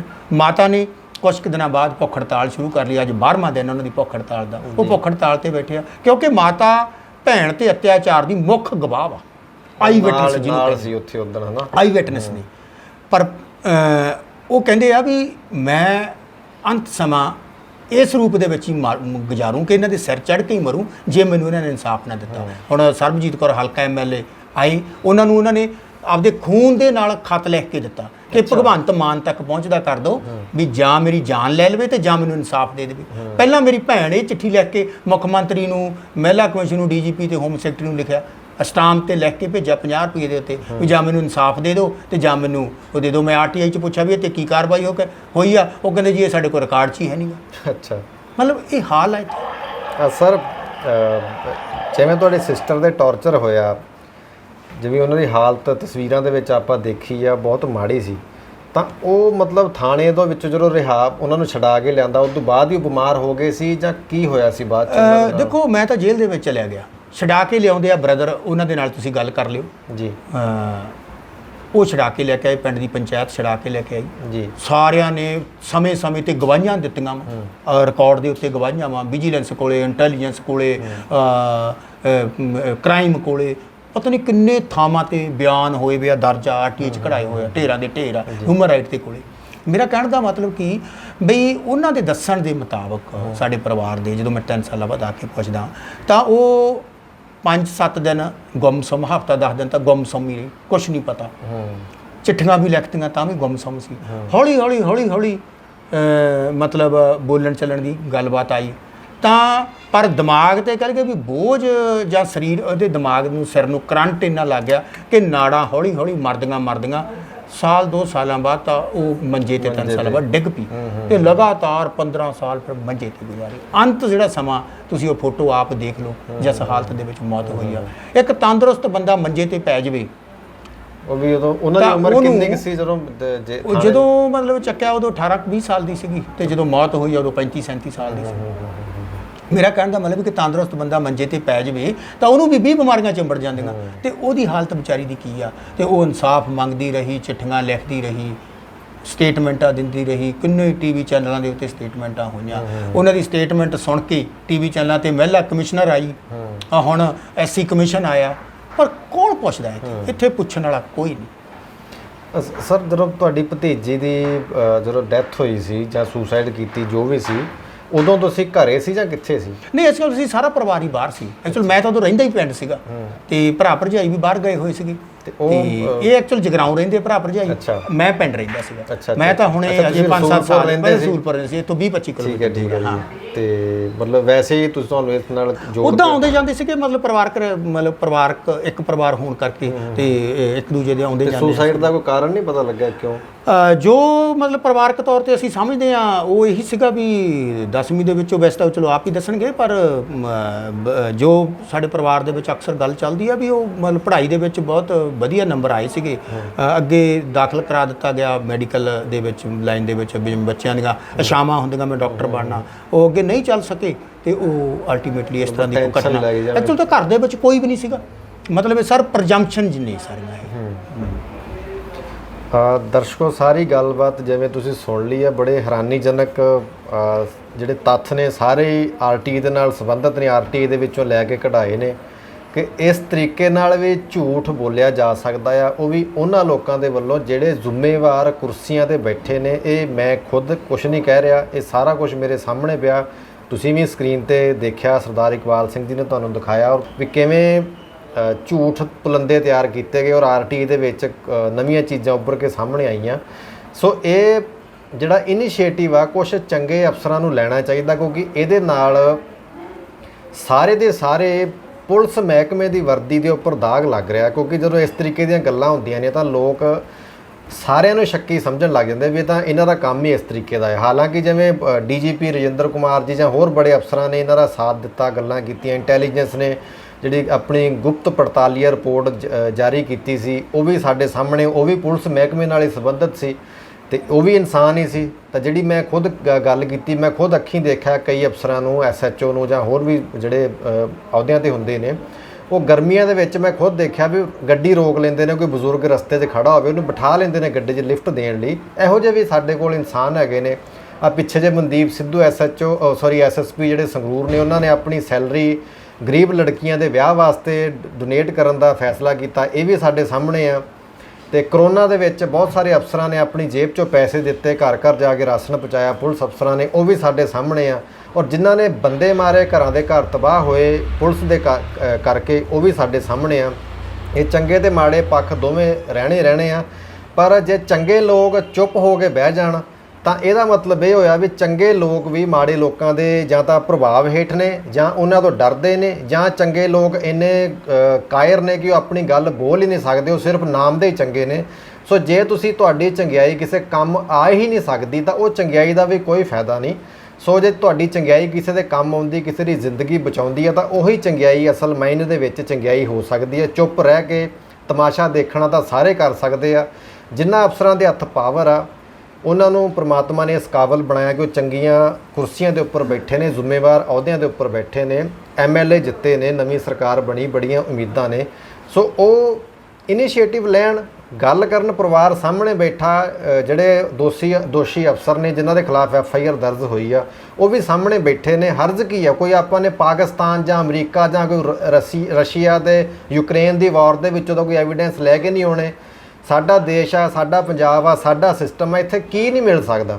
ਸਾਰਾ ਕੁਝ ਤੁਹਾਨੂੰ 24 ਘੰਟਿਆਂ ਦੇ ਵਿੱਚ ਅਵੇਲੇਬਲ ਹੋ ਸਕਦਾ ਹੈ। ਜਿਹੜੀ ਮਰਜ਼ੀ ਤੁਸੀਂ ਐਵੀਡੈਂਸ ਲੈ ਲਓ, ਜਿਹੜੇ ਮਰਜ਼ੀ ਤੁਸੀਂ ਗਵਾਹ ਕ੍ਰੀਏਟ ਕਰ ਲਓ। ਜਿਵੇਂ ਝੂਠੇ ਵੀ ਕ੍ਰੀਏਟ ਕੀਤੇ ਜਾ ਸਕਦੇ ਨੇ ਤਾਂ ਸੱਚੀਆਂ ਚੀਜ਼ਾਂ ਵੀ ਸਾਹਮਣੇ ਆ ਸਕਦੀਆਂ ਨੇ। ਪਰ ਸਵਾਲ ਇਹੀ ਬਣਦਾ ਵੀ ਕਰੇਗਾ ਕੌਣ?